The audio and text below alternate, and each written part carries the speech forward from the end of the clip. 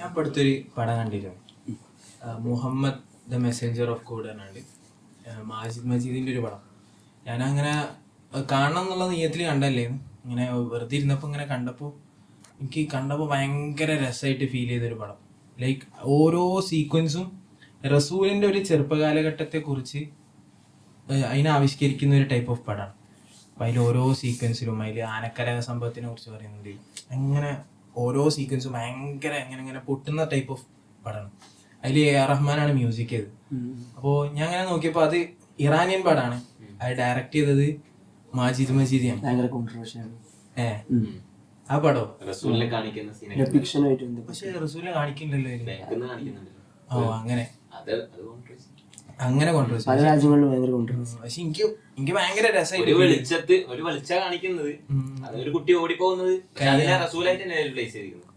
അങ്ങനെ. പക്ഷെ എനിക്ക് ഭയങ്കര രസമായി തോന്നി. അപ്പൊ ഞാൻ സഫോനോടെന്ന് പറഞ്ഞു, നമുക്ക് എന്നാല് സിനിമയെ കുറിച്ചിട്ടൊരു പോഡ്കാസ്റ്റ് ചെയ്താൽ നമുക്ക് പറയാനും കുറെ ഉണ്ടാവും. അപ്പൊ അങ്ങനെയാണ് നമ്മളിങ്ങനെ സിനിമയെ കുറിച്ച് പഠിക്കാം. ഓക്കെ, സിനിമ എന്താണ്, ഫിലിം തിയോളജി എന്താണ്, എന്തൊക്കെയാ നമുക്ക് സിനിമയെ കുറിച്ച് പറയാൻ കഴിയാം. അങ്ങനെ കുറെ ചർച്ച ചെയ്തപ്പോഴാണ് മനസ്സിലായത് ഇത് ഏടി എത്തൂലല്ലോ റബ്ബേ, ഇത് കുറെ പറയാനുണ്ട്. അപ്പോഴാണ് നമ്മളിങ്ങനെ ഒന്ന് ബ്രേക്ക് ഡൗൺ ചെയ്തിട്ട് നമുക്ക് ഒരു ഏരിയ, പെർട്ടിക്കുലർ ഏരിയ മാത്രം ഇങ്ങനെ ഇതാക്കാം. കാരണം മാജിദ് മജീദിനെ കുറിച്ചാണ് വായിച്ചത്, നമുക്ക് ഇറാനിയൻ പടം മാത്രം എടുത്തിട്ടൊന്ന് വായിച്ചു വെക്കാലോ. സിനിമയുടെ എങ്ങനെ വിസ്മരണീയത അല്ലെങ്കിൽ സിനിമ ഉണ്ടാക്കുന്ന ഒരു ഇൻഫ്ലുവൻസ് എങ്ങനെയാണ്. സിനിമ എന്ന് പറയുന്ന ഒരു വിഷയം നമ്മൾ എടുത്തു കഴിഞ്ഞാൽ പിന്നെ ഒരുപാട് പറയാനുണ്ടാവും, എവിടെ എത്തൂല. ഇപ്പൊ ഏറ്റവും പവർഫുൾ മീഡിയ അല്ലെങ്കിൽ മോസ്റ്റ് ഇൻഫ്ലുവൻസ് നമുക്ക് ഒരാൾക്ക് ഇപ്പോൾ ഒരുപാട് കഴിവുണ്ട് വിചാരിച്ചോ. ഇപ്പോൾ പാട്ടാടാൻ കഴിയും, പാട്ട് എഴുതാൻ കഴിയും, ഇനി വേറെ എന്തെങ്കിലും പ്രൊഡ്യൂസ് ചെയ്യാൻ കഴിയും, എന്തെങ്കിലും ചെയ്യാൻ പറ്റുന്ന ഒരു വ്യക്തി. ഇനി എല്ലാം കമ്പൈൻ ചെയ്തിട്ട് ഒരു സാധനം ഉണ്ടാക്കുക, എല്ലാ ആർട്ട് ഫോമിന്റെയും കോമ്പിനേഷൻ, അതാണ് ഫിലിം. എല്ലാവരും വരുന്നുണ്ട്. അപ്പൊ ഏറ്റവും മൂർച്ചയുള്ള ആയുധം അതായിരിക്കും. ഓരോ കാലത്തെയും ആ ദേശത്തെയൊക്കെ അടയാളപ്പെടുത്താൻ കഴിയുന്ന, അവിടുത്തെ എല്ലാ വൈവിധ്യങ്ങളൊക്കെ ഉൾക്കൊള്ളാൻ കഴിയുന്ന ഒരു മാധ്യമം. അല്ലെങ്കിൽ ഒരു നാടിനെ കുറിച്ച് അറിയണമെങ്കിൽ, അല്ലെങ്കിൽ അവിടുത്തെ എന്തെങ്കിലും അവിടുത്തെ പ്രത്യേകതകളെ കുറിച്ച് മനസ്സിലാക്കണമെങ്കിൽ അവിടെ പോയി മനസ്സിലാക്കണം എന്നില്ല. ആ നാട്ടിലെ സിനിമ കണ്ടു കഴിഞ്ഞാല് അവരുടെ ഒരു ജോഗ്രഫിയും അവരുടെ ഒരു കൾച്ചറും അവരുടെ മ്യൂസിക് എങ്ങനെയാണ് അവരുടെ, അത് ശരിക്കും ഒരു നെഗറ്റീവ് അല്ലേ? ആലോചിച്ച് നോക്കി, ഒരു സിനിമ വെച്ചിട്ട് ഒരു നാടിനെ, സിനിമക്കുള്ള ലിമിറ്റേഷൻ അങ്ങനത്തെ പ്രശ്നങ്ങളും അതുണ്ടാവും. പക്ഷെങ്കിൽ ആലോചിച്ച് നോക്കി, ഒരു നാട്ടില് പല ടൈപ്പ് ഓഫ് ഡിഫറൻസ് ഉള്ള ഒരു നാടിന് നമ്മൾ എന്ത് ചെയ്യും, ഒരു ടൈപ്പ് ഡിഫറൻസ് മാത്രം എടുത്തിട്ട് ഇതാണ് നാടെന്ന് പറയുമ്പോൾ പല സിനിമകൾ ഉണ്ടായാൽ മതി. ഇപ്പൊ എനിക്ക് ഈ സാധനം ഇറാനിയൻ സിനിമകളെ കുറിച്ച് ഇങ്ങനെ കൂടുതൽ അന്വേഷിച്ചപ്പോഴും ആ പടങ്ങളൊക്കെ കണ്ടപ്പോൾ എനിക്ക് തോന്നിയൊരു സാധനമാണ്. അതായത് നമ്മള് സാധാരണ പൊതുവായിട്ട് ആളുകൾ ഇറാനെ കുറിച്ച് കാണുന്ന ഒരു സങ്കല്പവും ഇറാനിയൻ സിനിമ എന്ന് പറയുന്നത് രണ്ട് ധ്രുവങ്ങളിലാണ് എനിക്ക് തോന്നിയത്. അപ്പൊ ഞാൻ വെറുതെ ഈ പോഡ്കാസ്റ്റിന് വേണ്ടി പ്രിപ്പയർ ചെയ്യുന്ന സമയത്ത് കുറച്ച് ചാറ്റ് ലിസ്റ്റിലുള്ള കുറെ ആൾക്കാർക്ക് ഇങ്ങനെ ഒറ്റ മെസ്സേജ് അയച്ച്, what do you think of, what comes to your mind when you think of Iran. പലരും എനിക്ക് പല മെസ്സേജ് ആണ്. അപ്പോൾ സ്വാഭാവികമായിട്ട് എന്ത് മെസ്സേജാ വരിക, കുറെ ആളുകൾ അവിടെ വുമൺ ഒപ്രഷൻ, ഇൻജസ്റ്റിസ് ആണ്, അവിടെ ഇസ്ലാമിക് റൂളാണ്, ഫ്രീഡം ഇല്ലായ്മ, പിന്നെ അവിടെ ന്യൂക്ലിയർ വെപ്പൺസ് ആണ്, പിന്നെ അവിടെ ഷിയ ഭരണമാണ്. ഇപ്പോൾ കുറച്ചും കൂടി പൊളിറ്റിക്കൽ ആയിട്ടുള്ള ആൾക്കാരെ പറയും അവിടെ ഇസ്രായേൽ ഫലസ്തീൻ സപ്പോർട്ടിന്, പ്രോക്സീസിനെ സപ്പോർട്ട് ചെയ്യുന്നു, ഇറാൻ സപ്പോർട്ട് ചെയ്യുന്നു, അങ്ങനെ കുറെ സാധനങ്ങൾ, ഹിസ്ബുള്ള, അങ്ങനെ കുറെ സാധനങ്ങൾ പറയുന്നു. പിന്നെ സിനിഫൈൽസ് ആയിട്ടുള്ള കുറെ ആൾക്കാരോട് ചോദിച്ചപ്പോൾ ഒരാക്കരസ്തമി, ഇറാനിയൻ സിനിമ, അങ്ങനെ കുറെ സാധനം. അപ്പൊ എനിക്ക് തോന്നിയൊരു സാധനം എന്താ വെച്ചാല്, ഇറാനിയൻ സിനിമയും ഇറാനും ഇത് രണ്ടും എടുത്തു കഴിഞ്ഞാൽ ഇന്ന് പൊതുവെ നമ്മൾ കാണുന്ന ഒരു ടൈപ്പ് ഓഫ് ഭയങ്കര സർപ്രൈസിങ് ആണ്. ലൈക്ക് ഒന്ന് നമ്മളൊരു ഭയങ്കര ഇത് ഭയങ്കര ഇങ്ങനെ കുടുസായ ഒരു ജീവിതക്രമമാണ് ഇറാനിലുള്ളത് എന്ന് പറയുമ്പോൾ പോലും അവിടുന്ന് ഇറങ്ങുന്ന സിനിമകൾ പറഞ്ഞാൽ ഭയങ്കര വിഷനറിയാണ്. നമുക്ക് കണ്ടാൽ ഭയങ്കര സന്തോഷം തരുന്ന എന്തോ ഒരു ടൈപ്പ് ഓഫ് ഫീൽ ഉള്ള ഒരു ജീവനുള്ള ഒരു ഫിലിമായിട്ട്. പക്ഷെ അങ്ങനല്ല, കുടുസായിട്ടുള്ള ജീവനല്ല. ഇപ്പൊ അതായത് ഇറാൻ എന്ന് പറയുമ്പോൾ, ഇപ്പോൾ ഇറാനും സിനിമ എടുത്ത ഇറാൻ എന്ന് പറയുമ്പോൾ കുറേ പ്രശ്നങ്ങളുണ്ട്. അതായത് ഒന്നാമത് ഈ ഒരു പാശ്ചാത്യ കണ്ടീഷനൊന്നും ഇറാനെ പറ്റില്ല. കാരണം ഇറാൻ്റെ ഈ പെട്രോൾ അങ്ങനത്തെ കുറേ നിലപാടുകൾ കാരണം ഇറാന് സ്വന്തമായിട്ട് പെട്രോളിൻ്റെ അവകാശമുള്ള ഏക മിഡിൽ ഈസ്റ്റേൺ കൺട്രി ഇറാൻ മാത്രമാണ്. അതന്നെ, അതായത് ഫുൾ വെസ്റ്റേണേഴ്സിന് എതിരുള്ളൊരു കൺട്രിയാണ് ഇറാൻ്റെതായ ഒരു ഇസ്ലാമിക രാഷ്ട്രം, അങ്ങനെയൊക്കെയുള്ള ഇറാൻ. പക്ഷെ ഇതേ ഇറാൻ്റെ ഒരു പ്രൊഡക്റ്റ് ആയിട്ടുള്ള സിനിമ എന്ത് ചെയ്യാണ്, ഇറാനോട് ഇങ്ങനത്തെ എല്ലാ വെറുപ്പ് ലോകം എന്നല്ല ഒരു പൊളിറ്റിക്കൽ ടീമിന് ഉണ്ടായിരിക്കെ തന്നെ ഇറാന്റെ സിനിമ ഇവർക്ക് ഭയങ്കര സ്വീകാര്യമാവാം. അവിടെ ഒരു ഐറണി, ലൈക്ക് ഞാൻ ചോദിക്കണേ, എന്തുകൊണ്ടാണ് ആളുകൾക്ക് ഇറാനിയൻ സിനിമ അത്ര ഇഷ്ടപ്പെടാൻ കാരണം എന്തായിരിക്കും? ഒന്നാമത്തെ ഒരു പ്രത്യേകത എന്ന് പറഞ്ഞു കഴിഞ്ഞാൽ ഈ ഇറാനിയൻ സിനിമയുടെ ഒരു പ്രത്യേകത എന്ന് പറഞ്ഞാൽ ജീവിതത്തിന്റെ യാഥാർത്ഥ്യം അതിന്റെ ഭയങ്കരമായ റിയലിസ്റ്റിക് ആയിട്ട് അവതരിപ്പിക്കുക, റിയലിസം. ഇതാണ് അവിടുത്തെ ഒരു സിനിമകളുടെ പ്രത്യേകത. അതായത് ഭയങ്കര ഫിക്ഷണൽ ഒന്നും ആയിരിക്കില്ല. ജീവിതത്തിന്റെ യാഥാർത്ഥ്യം എങ്ങനെയാണോ അത് അങ്ങനെ തന്നെ ഒപ്പിയെടുക്കുക. അവരുടെ മറ്റേ മജീദിന്റെയും അതുപോലെ തന്നെ അവരുടെ സിനിമയുടെ പ്രത്യേകത വന്നത് ക്യാമറ ഒളിച്ചു വെച്ചിട്ട്, അതായത് ലൈഫിന്റെ, അതായത് അഭിനയിപ്പിക്കുന്നതിനപ്പുറത്തേക്ക് അവരുടെ ജീവിതം പകർത്തിയെടുക്കുക എന്നുള്ളൊരു സാധനം. നമ്മളിപ്പോ സാധാരണ നമ്മളെ മുമ്പിൽ നമ്മൾ നോട്ടീസ് ചെയ്യില്ല. സിനിമയിൽ ആ ഫ്രെയിം വെക്കുന്നവരെ നമ്മളതൊന്നും നോട്ടീസ് ചെയ്തിട്ടുണ്ടാവില്ല. പക്ഷെ ഫ്രെയിം വെക്കുന്നതോടുകൂടി ഒക്കെ നമ്മൾ നോട്ടീസ് ചെയ്യപ്പെടുകയാണ്. സാധാരണ നമ്മളെ ജീവിതത്തിൽ ചില സിനിമകളിലൊക്കെ അവരെ സംഭാഷണങ്ങൾ കേട്ട് നോക്കണം. ഒരിക്കലും ഒരു സിനിമയിൽ വരാൻ ചാൻസ് ഇല്ലാത്ത സംഭാഷണങ്ങൾ സിനിമയിൽ ഇങ്ങനെ വെറുതെ കൊടുത്തിട്ടുണ്ടാവും. അതുപോലെ നമ്മൾ അങ്ങോട്ട് കച്ചറ ഉണ്ടാക്കുന്നത്, അങ്ങോട്ടും ഇങ്ങോട്ടും അടി കൂടുമ്പോൾ തമാശക്ക് പറയുന്ന സാധനങ്ങൾ, ഒരിക്കലും ഒരു കോൺവെർസേഷനേ ആയിട്ട് തോന്നാത്ത, സിനിമകളിൽ തോന്നാത്ത സാധനങ്ങൾ അതിലിങ്ങനെ ഉൾപ്പെടുത്തും. എല്ലാവർക്കും ഇങ്ങനത്തെ സിനിമകൾ ഇഷ്ടപ്പെടില്ല. കാരണം നമ്മളിപ്പോ ഭയങ്കര റിയലിസം ഉള്ള സിനിമകൾ കണ്ട് ശീലിച്ചതായിരിക്കില്ല. സിനിമ എന്ന് പറഞ്ഞാൽ എല്ലാം അങ്ങനത്തെ ഒരു എന്റർടൈൻ ചെയ്യിപ്പിക്കൂല. ഈ ഇങ്ങനത്തെ സിനിമകള് ഒരു എന്റർടൈൻമെന്റ് സ്വഭാവത്തിൽ എടുത്തു നോക്കുകയാണെങ്കിൽ പലർക്കും, പക്ഷെ എനിക്ക് തന്നെ തോന്നിയില്ലട്ടെ. ഇങ്ങനത്തെ കുറച്ചേറെ പടങ്ങളൊക്കെ ഉണ്ടല്ലോ, എന്താണ് ചിൽഡ്രൻ ഓഫ് ഹെവൻ, ഇതൊക്കെ കാണുന്ന ഏതൊരാൾക്കും ഒരു സന്തോഷവും ഒരു സമാധാനവും അങ്ങനത്തെ സിനിമകളുണ്ട്.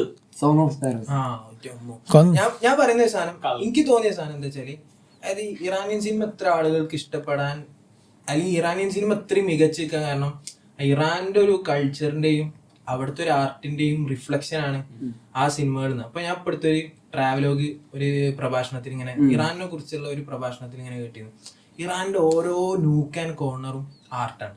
അപ്പൊ നമുക്ക് ഇപ്പൊ ഒരു ചായ ഗ്ലാസ്, നമ്മൾ ഇവിടുന്ന് ചായ അടിക്കാൻ വേണ്ടി ഒരു കടയിൽ പോയാൽ നമുക്കൊരു സാധാ പ്ലെയിൻ ഗ്ലാസ്സിലായിരിക്കും ചായ തരാം. പക്ഷെ ഇറാനിലും ആ പ്രശ്നത്തിൽ അയാൾ പറയുന്നതാണ്, ഇറാനിൽ നമ്മൾ ചെന്ന് കഴിഞ്ഞാൽ അവിടെ നമുക്ക് ചായ തരുന്ന മഗ്ഗില് പോലും ഫുൾ ആർട്ട് വർക്ക് ആയിരിക്കും. അവിടെ നമ്മൾ കഴിക്കുന്ന ഭക്ഷണത്തിൽ പോലും ആ പ്ലേറ്റിൽ പോലും ഫുൾ ആർട്ട് വർക്ക് ആയിരിക്കും ഉണ്ടാവും. അവിടുത്തെ ഒരു മതിലും വെറുതെ കിടക്കൂല. ഇപ്പൊ നമ്മളൊരു സ്ട്രീറ്റിലൂടെ 1 കിലോമീറ്റർ ഇങ്ങനെ സഞ്ചരിച്ചു കഴിഞ്ഞാൽ ആ എല്ലാ സ്പോട്ടിലും ഓരോ ആക്ടുകൾ നടക്കുന്നുണ്ടാവും, 1 മാൻ ഷോകൾ നടക്കുന്നുണ്ടാവും, അവിടെ പാട്ട് കച്ചേരികൾ നടക്കുന്നുണ്ടാവും, ഈ ജാമിങ് സെഷൻസ് പോലെ. അത് അവിടുത്തെ നാട്ടും സ്റ്റോറി ടെല്ലേഴ്സ് ഉണ്ടാവും. അങ്ങനെ അവിടുത്തെ നാട് ആ നിലക്ക് കൾച്ചർ അങ്ങനെ വികസിച്ചിരിക്കുന്ന ഒരു ടൈപ്പ് ഓഫ് നാടാണ്. അവിടുത്തെ ഓരോ നഗരങ്ങളും അങ്ങനെ കൾച്ചറലി. ഫസ്റ്റ് ഈ ചോദ്യം ഇറാൻ ചോദിക്കുമ്പോൾ എന്താ മനസ്സിലേക്ക് വരുന്നത്, ശരിക്കും ഇന്ത്യ മനസ്സിൽ ഒന്നും വന്നില്ല. നമ്മളെ ഈ ജോമെട്രി എന്ന് പറയുന്നത്, ഇസ്ലാമിക് ജോമെട്രി അല്ലെങ്കിൽ ഇസ്ലാമിക് ഷേപ്സ്, ഡിസൈൻ എന്നൊക്കെ പറയുന്ന സാധനങ്ങളുണ്ടല്ലോ. നമ്മൾ സാധാരണ ഇപ്പൊ ഞാൻ ക്യാൻവ എടുത്തിട്ട് അതിൽ ഇസ്ലാമിക് ഡിസൈൻ അടിച്ച ഒരു സാധനം ഇങ്ങനെ വരും, കുറച്ച് ഫ്ലോറൽ സാധനങ്ങൾ. ശരിക്കും ഇറാന്റെ ഇപ്പൊ ചില ആൾക്കെങ്കിലും ഇറാന്ന് മനസ്സിലേക്ക് കേൾക്കുമ്പോൾ ഇതാണ് വരിക, അവിടുത്തെ ഷേപ്പുകൾ, ബിൽഡിങ്ങിന്റെ ഡിസൈനുകൾ. നമ്മൾ ചില പള്ളിയൊക്കെ കണ്ടിട്ട് പറയും ഇറാൻ ഇങ്ങനെ ഡിസൈൻ, ചില നീല ടോമ്പുകളൊക്കെ കണ്ടിട്ട് പറയും അവിടെ ഇങ്ങനെ സംഭവം നമ്മളൊന്നും കണ്ടിട്ടുണ്ടാവില്ല. പക്ഷെ നമ്മൾ മനസ്സിലേക്ക് സാധനം വരുന്നുണ്ട്, ആ ഫ്ലോറൽ പാറ്റേൺ, ഒരു ഡിസൈനിന്റെ സ്ട്രക്ചർ, അതാണ് ഫസ്റ്റ് വരുന്നത്. അത് പിന്നെ ഇറാൻ മാത്രമല്ല, മൊത്തത്തിലൊരു മുസ്ലിം ഇപ്പോൾ സാധാരണ പറയലുണ്ട് ഈ ഇങ്ങനത്തെ ചിത്രങ്ങൾ വെച്ചിട്ട് മുസ്ലിങ്ങളുടെയും ഒരു ക്രിസ്ത്യാനിറ്റി വെച്ചിട്ട്, ക്രിസ്ത്യാനിറ്റി എന്ന് പറഞ്ഞ ചിത്രങ്ങൾ എന്താണ് അത് അതേപോലെ കൊടുക്കുന്ന ആൾക്കാരാണ്. പക്ഷെങ്കിൽ ഇസ്ലാമിൽ അങ്ങനെ ചിത്രങ്ങൾ കൊടുക്കാൻ പറ്റൂല. അപ്പോ നമ്മളിവിടെ കുറ്റിച്ചിറ പള്ളിയിൽ പോയ സമയത്ത് അവിടെ പള്ളിയിൽ അതൊരു ഇങ്ങനെ ഡെക്കറേഷൻ ചെയ്തപ്പോൾ പൂവല്ല പൂവ്, പല രീതിയിൽ കൊടുത്തു. അതേപോലെ തന്നെ ഈ അധിക ഇസ്ലാമിക് സാധനങ്ങൾ നോക്കുമ്പോൾ മാർബിൾ വെച്ചിട്ടായിരിക്കും ഉണ്ടാക്കിണ്ടാവുക. അപ്പൊ അതിന്റെ കാരണം എന്താണെന്ന് വെച്ചാൽ ചിത്രങ്ങൾ വരയ്ക്കാൻ പറ്റൂലല്ലോ. അപ്പം മാർബിൾ ഒരു ഇൻബിൽറ്റ് ഡിസൈൻ ഉണ്ട്. അപ്പോൾ അതങ്ങനെ തന്നെ മാർബിൾ, അത് വേറെ ഇതാണ്. നമുക്ക് ആർക്കിടെക്ചർ അതൊക്കെ വേറെ ചർച്ച ചെയ്ത് ഈ ഒരു ഇൻഫ്ലുവൻസ്, അതായത് ഇറാനിയൻ ആർട്ടിന്റെയും കൾച്ചറിന്റെയും ഒക്കെ റിഫ്ലക്ഷൻ ആണ് അവിടെയുള്ള പിന്നീട് വന്ന ഫിലിം മേക്കേഴ്സിന്റെ ഫിലിംസ്, അല്ലെങ്കിൽ നമ്മളിന്ന് വേൾഡ് ക്ലാസ് എന്ന് പറയുന്ന സിനിമകൾ എന്നാണ് എനിക്ക് തോന്നുന്നത്. ലൈക്ക് ഇപ്പോൾ ഹാമിദ് അബ്ബാസിന്റെ ഒരു പുസ്തകമുണ്ട്, close up the Iranian cinema past present future എന്നാണ് പുസ്തകം. അതിന്റെ ഇൻട്രൊഡക്ഷനിൽ അമിത് അബ്ബാസി ഇങ്ങനെ ചെറുപ്പകാലത്തെ കുറിച്ച് ഇങ്ങനെ പറയുന്നുണ്ട്. ഇസ്ഫഹാൻ എന്നുള്ള നഗരത്തിലാണ് അമിത് അബ്ബാസി ജനിക്കുന്നത്, വളരുന്നത്. അപ്പോൾ ചെറുപ്പം മുതലേ അവരുടെ ജീവിതത്തിൽ സിനിമ ഉണ്ട്. നമ്മൾ ആലോചിച്ചൊക്കെ നമ്മൾ ഇന്ന് മുതലേ തിയേറ്ററിലൊക്കെ പോയത്, എന്ന് മുതലേ നമ്മൾ സിനിമ എന്നുള്ള സെൻസിലൊക്കെ കാണാൻ തുടങ്ങിയത് വളരെ റീസെന്റ് ആയിട്ടായിരിക്കും ചിലപ്പോൾ. പക്ഷെ ഇവരുടെ കുട്ടിക്കാലം എന്ന് പറയുമ്പോൾ തന്നെ, അതായത് മൂപ്പരിങ്ങനെ പറയുന്നുണ്ട് അന്നത്തെ തിയേറ്ററുകളെ കുറിച്ച്. അന്ന് അവരുടെ ഇസ്ഫഹാൻ നഗരത്തിൽ 3 തിയേറ്ററുകളാണ് ഉണ്ടായിരുന്നു. അതിലൊന്ന് ഹോളിവുഡ് സിനിമകളായിരിക്കും, ഒന്ന് അവിടുത്തെ ആർട്ടിസ്റ്റിക് സിനിമകൾ, അല്ലെങ്കിൽ നമ്മൾ പറയുന്ന ഒരു എന്താ പറയാ അവാർഡ് പടങ്ങൾ, ഒന്നിൽ സാധാരണ ആളുകൾ കാണുന്ന പടങ്ങൾ, ഇങ്ങനെ തരം തിരിച്ചിട്ട്. പിന്നെ അങ്ങനെ ജസ്റ്റ് ഇങ്ങനെ പറയുന്നുണ്ട്, അതായത് മുമ്പിൽ ഒരു തിയേറ്ററിന്റെ മുമ്പിൽ സാധാ ബെഞ്ച് ആയിരിക്കും ഉണ്ടാവുക. ആ ബെഞ്ചിൽ 4 കുട്ടികൾക്കൊക്കെ ഇരിക്കാൻ കഴിയും ഒരു സമയത്ത്. അവിടെ ഇരുന്ന് പടം കാണാൻ 10 റിയാൽ. കുറച്ചുകൂടി ബാക്ക് പോയാല് സീറ്റ് ഉണ്ടാവും, അവിടെ ഇരുന്ന് കാണാന് 15 റിയാൽ. കുറച്ചുകൂടി ബാക്ക് പോയാല് കുഷ്യനൊക്കെ ഉള്ള സീറ്റ്, അവിടെ ഇരുന്ന് കാണാനും ഇപ്പോഴും തുടർന്ന് ബാൽക്കണിയിൽ ഇരുന്ന് കാണാന് സിനിമ പാരഡൈസ് പോലെ ഇങ്ങനെ ഒരു സാധനം കണ്ടു. സിനിമ പാരഡൈസ് കണ്ടിട്ടുണ്ടോ? ഫ്രഞ്ച് അതായത് അത് ഇറ്റാലിയൻ പടാ നല്ലത്. അതിലിങ്ങനെയാണ് തിയേറ്ററിന്റെ ഈ കുട്ടി ആൽഫ്രഡോ എന്ന് പറഞ്ഞവനായിട്ട് സിനിമ പ്രദർശിപ്പിക്കുന്ന പ്രൊജക്ടർ ചെയ്യുന്ന ആളാണ് ആൽഫ്രഡോ. ഇയാളുടെ കൂടെ നടക്കണം ഇത് പഠിക്കാൻ വേണ്ടിട്ട്. സിനിമ അത്രയും താല്പര്യമുള്ള ഒരു മനുഷ്യനാണ്. എന്നിട്ട് ഈ കുട്ടികളുടെ കഥ പറയുന്നുണ്ട്. അതായത് വേനൽക്കാലം എത്തുമ്പോ എന്ത് ചെയ്യും, ഓപ്പൺ എയർ തിയേറ്റേഴ്സ് ഉണ്ടാവും. അപ്പോ ഇവർക്ക് തിയേറ്ററിന്റെ പടം കാണാൻ പൈസ ഇല്ലല്ലോ, 10 റിയാൽ എന്നൊക്കെ പറഞ്ഞാൽ അവരെ കയ്യിൽ ഉണ്ടാവില്ല ആ പൈസ. അപ്പൊ ഇവരെന്ത് ചെയ്യും, പടം തുടങ്ങണതിന് കുറേ മുമ്പ് എന്ത് ചെയ്യും, ആ തിയേറ്ററിന്റെ കോമ്പൗണ്ടിൽ കയറിയിട്ട് കോമ്പൗണ്ടിന്റെ പുറത്തുള്ള മരത്തിന്റെ മുകളിൽ കയറും. അപ്പൊ അവിടുന്ന് കറക്റ്റ് തിയേറ്റർ വ്യൂ ഉണ്ടാവും. അപ്പോൾ അത് കാണാൻ കഴിയും. അപ്പൊ ചില ആൾക്കാരെ എന്ത് ചെയ്യും, ബിസിനസ് ആയിട്ട് കുട്ടികൾ നേരത്തെ അവിടെ പോയിരിക്കും. എന്നിട്ട് എന്ത് ചെയ്യും, ലേറ്റ് കമ്മേഴ്സിന് ഒരു പെന്നിയൊക്കെ കൊടുത്താൽ എന്ത് ചെയ്യും, അവിടെ ആ സീറ്റ് കൊടുക്കും. അപ്പൊ മരത്തുമ്പോ ഇരുന്നിട്ട് പടം കാണാം. അന്നത്തെ ആളുകൾ ഇങ്ങനെ പറയുന്നുണ്ട്, അതായത് ഇസ്ഫഹാൻ നഗരത്തില് തിയേറ്ററിന് ചുറ്റും വീടുകളുള്ള ആളുകൾ പറഞ്ഞാൽ അത്രയും ഭാഗ്യവാന്മാരാണ്.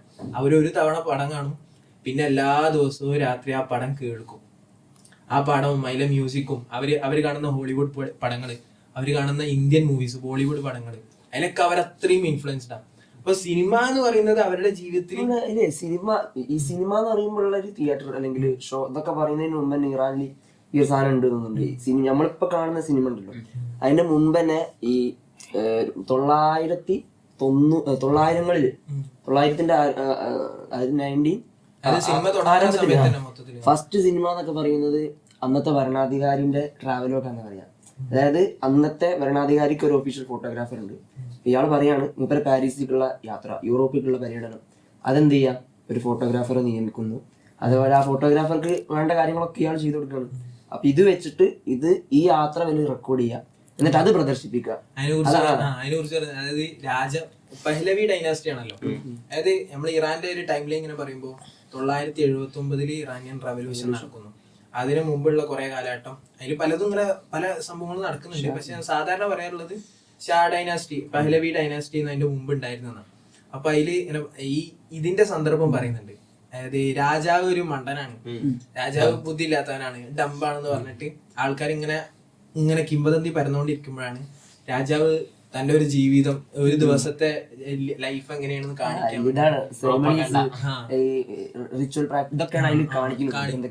അപ്പൊ ഫസ്റ്റ് തന്നെ ഇതൊരു സിനിമ പറഞ്ഞാൽ ആ ആളുകൾ അത്രയും ഇൻഫ്ലുവൻസ്, അവരുടെ ജീവിതത്തിൽ അത്രയും ജീവിതം ലൈഫിലവിടെ അത്രയും ചേർന്ന് നിൽക്കുന്ന സാധനമാണ്. ആർട്ട് എന്ന് പറഞ്ഞാൽ അത്രയും ചേർന്ന് നിൽക്കുന്ന സാധനം, അതിന്റെ എല്ലാം കോമ്പിനേഷൻ ആണ് സിനിമ. അപ്പൊ ആ സിനിമനെ ഫസ്റ്റ് തന്നെ അവരെന്ത് ചെയ്ത് പ്രൊപ്പഗൻഡ ആയിട്ടാണ് യൂസ് ചെയ്യുന്നത്. അപ്പൊ അതുകൊണ്ട് തന്നെ എന്ത് ചെയ്ത് ഈ റവല്യൂഷന്റെ സമയത്ത് റവല്യൂഷൻ പറഞ്ഞാല് ഇസ്ലാമിക് റവല്യൂഷൻ 1979 നടക്കുമ്പോൾ ഏകദേശം എല്ലാ തിയേറ്ററുകളും ഒരു കത്തിക്കുന്നുണ്ട്. ഒരു തിയേറ്ററിൽ ആളുകൾ ഉണ്ടായിരിക്കുക, തിയേറ്റർ കത്തിക്കുന്നുണ്ട്, അങ്ങനെ മരണങ്ങൾ നടക്കുന്നുണ്ട്, അങ്ങനെ ഭയങ്കര പ്രശ്നങ്ങൾ സംഭവിക്കുന്നുണ്ട്. കാരണം എന്താ, തിയേറ്റർ എന്ന് പറഞ്ഞാൽ ഒരു പ്രൊപ്പഗൻഡയുടെ മെറ്റീരിയലാണ്. അതേപോലെ തന്നെ അവർക്ക് മോഡേണിറ്റിയുടെ പുറത്തുനിന്ന് വരുന്ന ഒരു ഇൻവേഷൻ സ്വഭാവത്തിലാണ് അവര് തിയേറ്ററിനെയും സിനിമയൊക്കെ മനസ്സിലാക്കുന്നത്. അപ്പൊ സിനിമ എന്താണ്, അത് മാത്രല്ല വേറെ കുറച്ച് പണ്ഡിതന്മാർ ഇങ്ങനെ, അതായത് ചകാക്കാരിങ്ങനെ ഇസ്ലാമിക് സ്റ്റേറ്റ് രാഷ്ട്രമാണല്ലോ, അപ്പം ഇതൊരു അഭൗതികമായിട്ടുള്ള കാര്യമാണ് ഇവിടെ സംഭവിക്കാൻ പോകുന്നത്. സിനിമ എന്നൊക്കെ പറഞ്ഞാൽ കേവലം ഭൗതികമായിട്ടുള്ള സാധനങ്ങളാണ്, അതുകൊണ്ട് തന്നെ അത് ഇവിടെ ഉണ്ടാവാൻ പാടില്ല എന്ന സ്വഭാവത്തിൽ. പക്ഷേ അതിനൊക്കെ പിന്നീട് എതിർക്കിടുന്നുണ്ട്. അതിൽ ഭയങ്കര രസമുള്ള ഒരു കഥ ഉണ്ട്. അതായത് എങ്ങനെയാണ് സിനിമ വേണ്ട, സിനിമ ഹറാമാണെന്ന് പറയുന്നു, സിനിമ എല്ലാവരും തച്ച് തകർക്കുന്നു, സിനിമാശാലകളൊക്കെ ഒഴിവാക്കുന്നു. ആ സമയത്ത് സിനിമയെ രക്ഷപ്പെടുത്തുന്നത് അന്നത്തെ ആയത്തുള്ള കൊമേനിയാണെന്ന് പറയുന്നുണ്ട്. അതായത് ഒരു ദിവസം ആയത്തുള്ള കൊമേനി വീട്ടിലിരുന്ന് TV വെറുതെ ഓണാക്കിയപ്പോ അതിലൊരു സിനിമ ഇങ്ങനെ പ്രദർശിപ്പിക്കുന്നുണ്ട്. ദ കൗ എന്ന് പറഞ്ഞത്, കൗ എന്നാണ് ഇംഗ്ലീഷിൽ.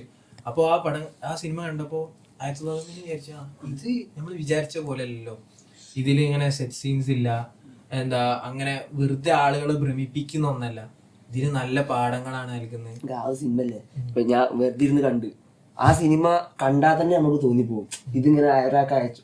അതായത് വളരെ നമ്മളിപ്പോൾ റിയലിസം എന്നൊക്കെ പറയുന്ന ഒരു സാധനം ഉണ്ടല്ലോ. ഇപ്പോൾ ഈ ഇങ്ങനെ ചില ഡയറക്ടേഴ്സ് പറയലുണ്ട്, ഒരു സിനിമ എന്താണ് നമുക്ക് തരുന്നത് എന്നുള്ളത് നമ്മൾ ആ ഫിലിം തിയേറ്ററിൽ നിന്ന് അല്ലെങ്കിൽ ആ സിനിമ കണ്ട് ഇറങ്ങുമ്പോൾ നമ്മൾ കരയുന്നുണ്ട്, നമ്മൾ അപ്പോൾ പറയാൻ കഴിയും ആ ഫിലിം എന്താ തന്ന്. കുറച്ച് കാലം ചിലപ്പോൾ പറയാൻ കഴിയില്ല. അതേപോലെ ഈ ഫിലിം എന്താണെന്ന് നമുക്ക് പറയാം, ഈ ഫിലിം കണ്ടു കഴിയുമ്പോൾ നമുക്ക് പറയാൻ പറ്റും. അത്രയ്ക്ക് ആ ഇമേജ് നമ്മുടെ മനസ്സിലേക്ക് ഇങ്ങനെ കയറും. ഈ സംഭവം ബേസിക്കലി ഈ കൗ എന്ന് പറഞ്ഞാൽ നിങ്ങൾ കാണേണ്ട ഒരു പടമാണ്. വെച്ചാൽ ആ ഒരു ആ പശുവായിട്ട് ബന്ധപ്പെട്ട അതിൻ്റെ ഒരു ഉടമ ചങ്ങായി ഉണ്ട്. അപ്പം ഈ ചങ്ങായിക്ക് അവൻ്റെ ജീവിതത്തിൽ ഏറ്റവും പ്രധാനപ്പെട്ടത് ഈ പശുവാണ്. അപ്പം ഈ പശു മരിക്കുകയാണ്. ഫസ്റ്റ് തുടക്കമൊക്കെ ഈ ചങ്ങായി പശുവിൻ്റെ ചുറ്റിപ്പറ്റി ഇങ്ങനെ അതിനെ സ്നേഹിച്ച് എല്ലാത്തിനേക്കാൾ അപ്പുറം എന്നും വെള്ളം കൊടുക്കുക, ഭയങ്കരമായിട്ട് ഇങ്ങനെ സ്നേഹം പ്രകടിപ്പിക്കുക. ഒരു ദിവസം നാട് വിട്ട് കുറച്ച് പുറത്തേക്കൊന്ന് യാത്ര ചെയ്യാൻ വേണ്ടി പശുവിനെ വീട്ടിൽ കെട്ടിയിടാണ്. എന്നിട്ട് തിരിച്ചു വരില്ല, ഇവൻ നാട് വിടാന്ന് പറഞ്ഞാൽ പുറത്തു പോകും. അപ്പോൾ ഈ നാട്ടുകാർക്കൊക്കെ ഭയങ്കര പ്രിയപ്പെട്ട വ്യക്തിയാണ് ഇയാള്. ഈ പശു എന്ന് പറഞ്ഞാൽ നാട്ടിന്റെ ഒരു സെൻട്രൽ ക്യാരക്ടറാണ്. സിനിമയെ കുറിച്ച് വേറെ പറയാം നമുക്ക്, കാരണം സിനിമയിൽ അവിടെ വൈറ്റ് പെയിന്റ് അടിക്കുന്ന ഒരുപാട് പൊളിറ്റിക്സ് ആയിട്ട് ബന്ധപ്പെട്ട ഒരുപാട് സാധനങ്ങളുണ്ട്. അതിനപ്പുറത്തേക്ക് ഫിലിം കാണുമ്പോൾ ചെറിയൊരു വില്ലേജിലാണ് നടക്കുന്നത്. അപ്പോൾ ഈ നാട്ടിൽ ഈ ആൾക്കാർക്കൊക്കെ പ്രിയപ്പെട്ട വ്യക്തി ഇയാൾ. അങ്ങനെ ഇയാളെ പശു, ഇയാളെ വീട്, ഇതൊക്കെ അവിടെ സെൻട്രൽ ക്യാരക്ടറാണ്. ഇയാൾ പോയി. അപ്പോൾ ആ നാട്ടില് ഭാര്യ പെട്ടെന്ന് സൗണ്ട് ഉണ്ടാക്കിയിട്ട് പറയാണ് പശു മരിച്ചത്. നാട് മൊത്തം ചത്തുപോയി. നാട് മൊത്തം സങ്കടത്തിലാവും. നാടിന് ആർക്കും ഉൾക്കൊള്ളാൻ പറ്റൂല. പ്രശ്നം എന്താ, ഇയാൾ തിരിച്ചു വരുമ്പോൾ ഒരിക്കലും പറയാൻ പറ്റൂല. പശു മരിച്ചു എന്നുള്ളത് ഇയാളോട് പറയാനേ പറ്റൂല. അത്രക്കാണ് ഇയാളുടെ ജീവിതത്തിൽ പശു. അങ്ങനെ വലിയ കുടുങ്ങിയിട്ട് അതിനുള്ള സൊല്യൂഷൻ കണ്ടെത്തുകയാണ്. എന്താ ചെയ്യേണ്ടതെന്ന് ആലോചിക്കുക. ആ ചർച്ച അല്ലേ ഞങ്ങൾ കണ്ടോ വേണ്ടി അടും കൂടെ ചർച്ച ചെയ്യും. നമ്മളെന്താ ചെയ്യുക, എങ്ങനെ ഇതിനെ എങ്ങനെ പറയണോ, ഒളിപ്പിച്ചു വെക്കണോ. അതിലൊരു പൊട്ടനുണ്ട്, അതിലൊരു പൊട്ടൻ ക്യാരക്ടർ ഉണ്ട്. വലിയ സൊല്യൂഷനെ കണ്ടുപിടിക്കും. പക്ഷെ ആ പൊട്ടനായിരുന്നു ഇങ്ങനെ കേൾക്കുന്നുണ്ടാവും. വലിയ അടുത്ത പ്രശ്നം ഇവനാണ് പോയി പറയുമെന്ന്. എന്നിട്ട് ഈ പൊട്ടൻ്റെ പോയി പോലെ ഒളിപ്പിച്ചു വെക്കും. എന്നിട്ട് ആ പൊട്ടനോട് കുറെ അങ്ങനെ കോൺവെർസേഷൻ നല്ല രസമാണ്. അതായത് ഒരു ചെറിയ സാധനത്തുമ്പോൾ ഇതൊക്കെ ഞാൻ കണ്ട കുറെ പടങ്ങളും നമുക്ക് ഭയങ്കര വലിയ സ്റ്റോറി ലൈന്, ഒരു വില്ലൻ അങ്ങനൊന്നുമില്ല. സിമ്പിൾ കോൺഫ്ലിക്റ്റ്, അതാണ് ഇറാനി ചെറിയ നമ്മൾ ആദ്യം പറഞ്ഞല്ലോ. സാധാരണ ജീവിതത്തിലെ വിഷയങ്ങള് പ്രമേയാക്കാം. ഞമ്മക്ക് ഉണ്ടാവില്ല. ഇപ്പൊ ഇവനോട് പറഞ്ഞപ്പോ എന്താ ചിലപ്പോ അങ്ങനെ പോർട്രേ ചെയ്ത് വരുന്നു. ഭയങ്കര വലിയ പ്രശ്നങ്ങളായിരിക്കും. ഓനെ കൊന്നു. ഒരാൾ ഇങ്ങനെ സ്റ്റോറി ഇട്ടുണ്ട്. അതായത് ചില ആളുകൾ സിമ്പിൾ കാര്യങ്ങൾ നോട്ടീസ് ചെയ്യുന്നവരുണ്ട്. ഒരാൾ ചെയ്യുന്ന സിമ്പിൾ മൈന്യൂട്ട് കാര്യങ്ങൾ നോട്ടീസ് ചെയ്യുന്ന ആളുകൾ ലോകത്തുണ്ട്. ആർട്ട് ഓഫ് നോട്ടീസ് നമ്മള് സ്റ്റൈൽ ഇങ്ങനെ പറയും, ആർട്ട് ഓഫ് നോട്ടീസിംഗ് എന്നൊക്കെ പറഞ്ഞിട്ട് ഈ സിനിമയില് വളരെ സിമ്പിൾ ആയിട്ടുള്ള കാര്യങ്ങൾ നോട്ടീസ് ചെയ്തിട്ട് അതിങ്ങനെ ആ ചങ്ങാന്റെ ആയിരുന്നു ഇന്റർവ്യൂ ചെയ്യുന്ന സിനിമന്റെ ഒക്കെ ഒരു മൊട്ടടിച്ച ചങ്ങായില്ല. ഇന്റർവ്യൂ ഒക്കെ ചെയ്യും സിനിമനെ പറ്റി. ഓനിങ്ങനെ എല്ലാം നോട്ടീസ് ചെയ്ത് ഇങ്ങനെ പറയും. ഒരു ഹിന്ദിക്കാരൻ എന്നിട്ട് ഓന്റെ കുറെ റീൽ ഇപ്പടുത്ത് ഇറങ്ങി. ഓനൊക്കെ ഇങ്ങനെ നോട്ടീസ് ചെയ്യുന്നുണ്ട്. ഡയറക്ടേഴ്സ് ഇങ്ങനെ സന്തോഷം പ്രകടിപ്പിക്കുക. ഈ പടം ഉണ്ടല്ലോ, ഈ പടം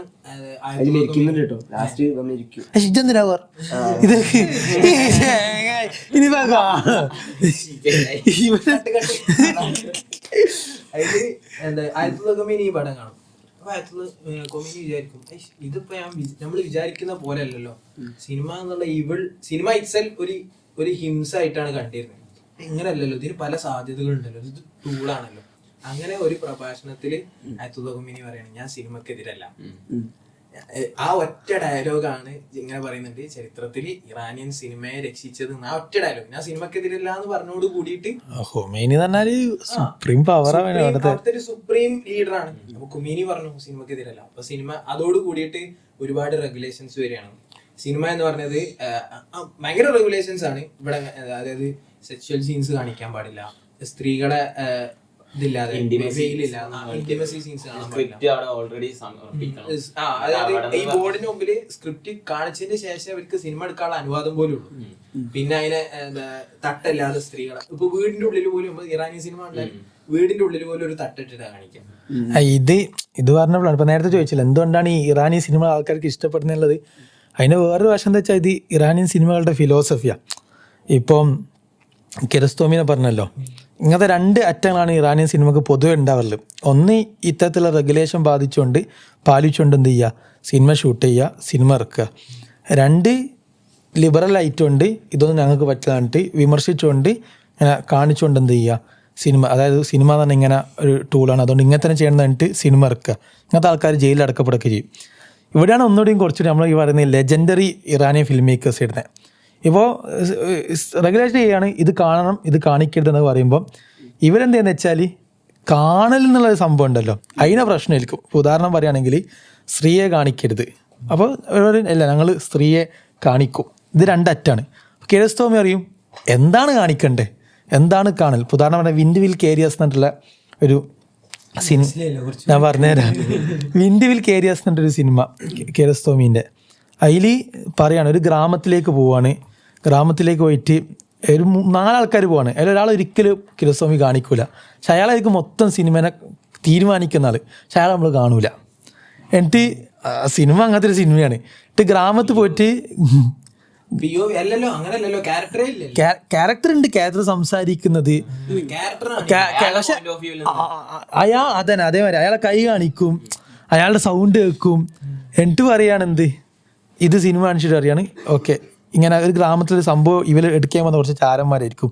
പക്ഷെ ഇവർക്കത് എടുക്കാൻ പറ്റൂല, ഇവരത് കാണൂല. അതായത് എന്ത് കാണണം എന്ത് കാണണ്ട എന്നുള്ളത്, മറിച്ച് ഇങ്ങനെ കാണേണ്ടതുണ്ടോ, എല്ലാം കാണേണ്ടതുണ്ടോ, എന്താണ് കാഴ്ച, ഇങ്ങനത്തെ കുറേ ചർച്ചകൾ ആ സിനിമ. ഉദാഹരണം പറയുകയാണെങ്കിൽ ഒരു ജസ്റ്റ് ഒരു സീന് ഇവർ രണ്ടാൾക്കാർ ഇങ്ങനെ സംഭാഷണം ചെയ്യാണ്.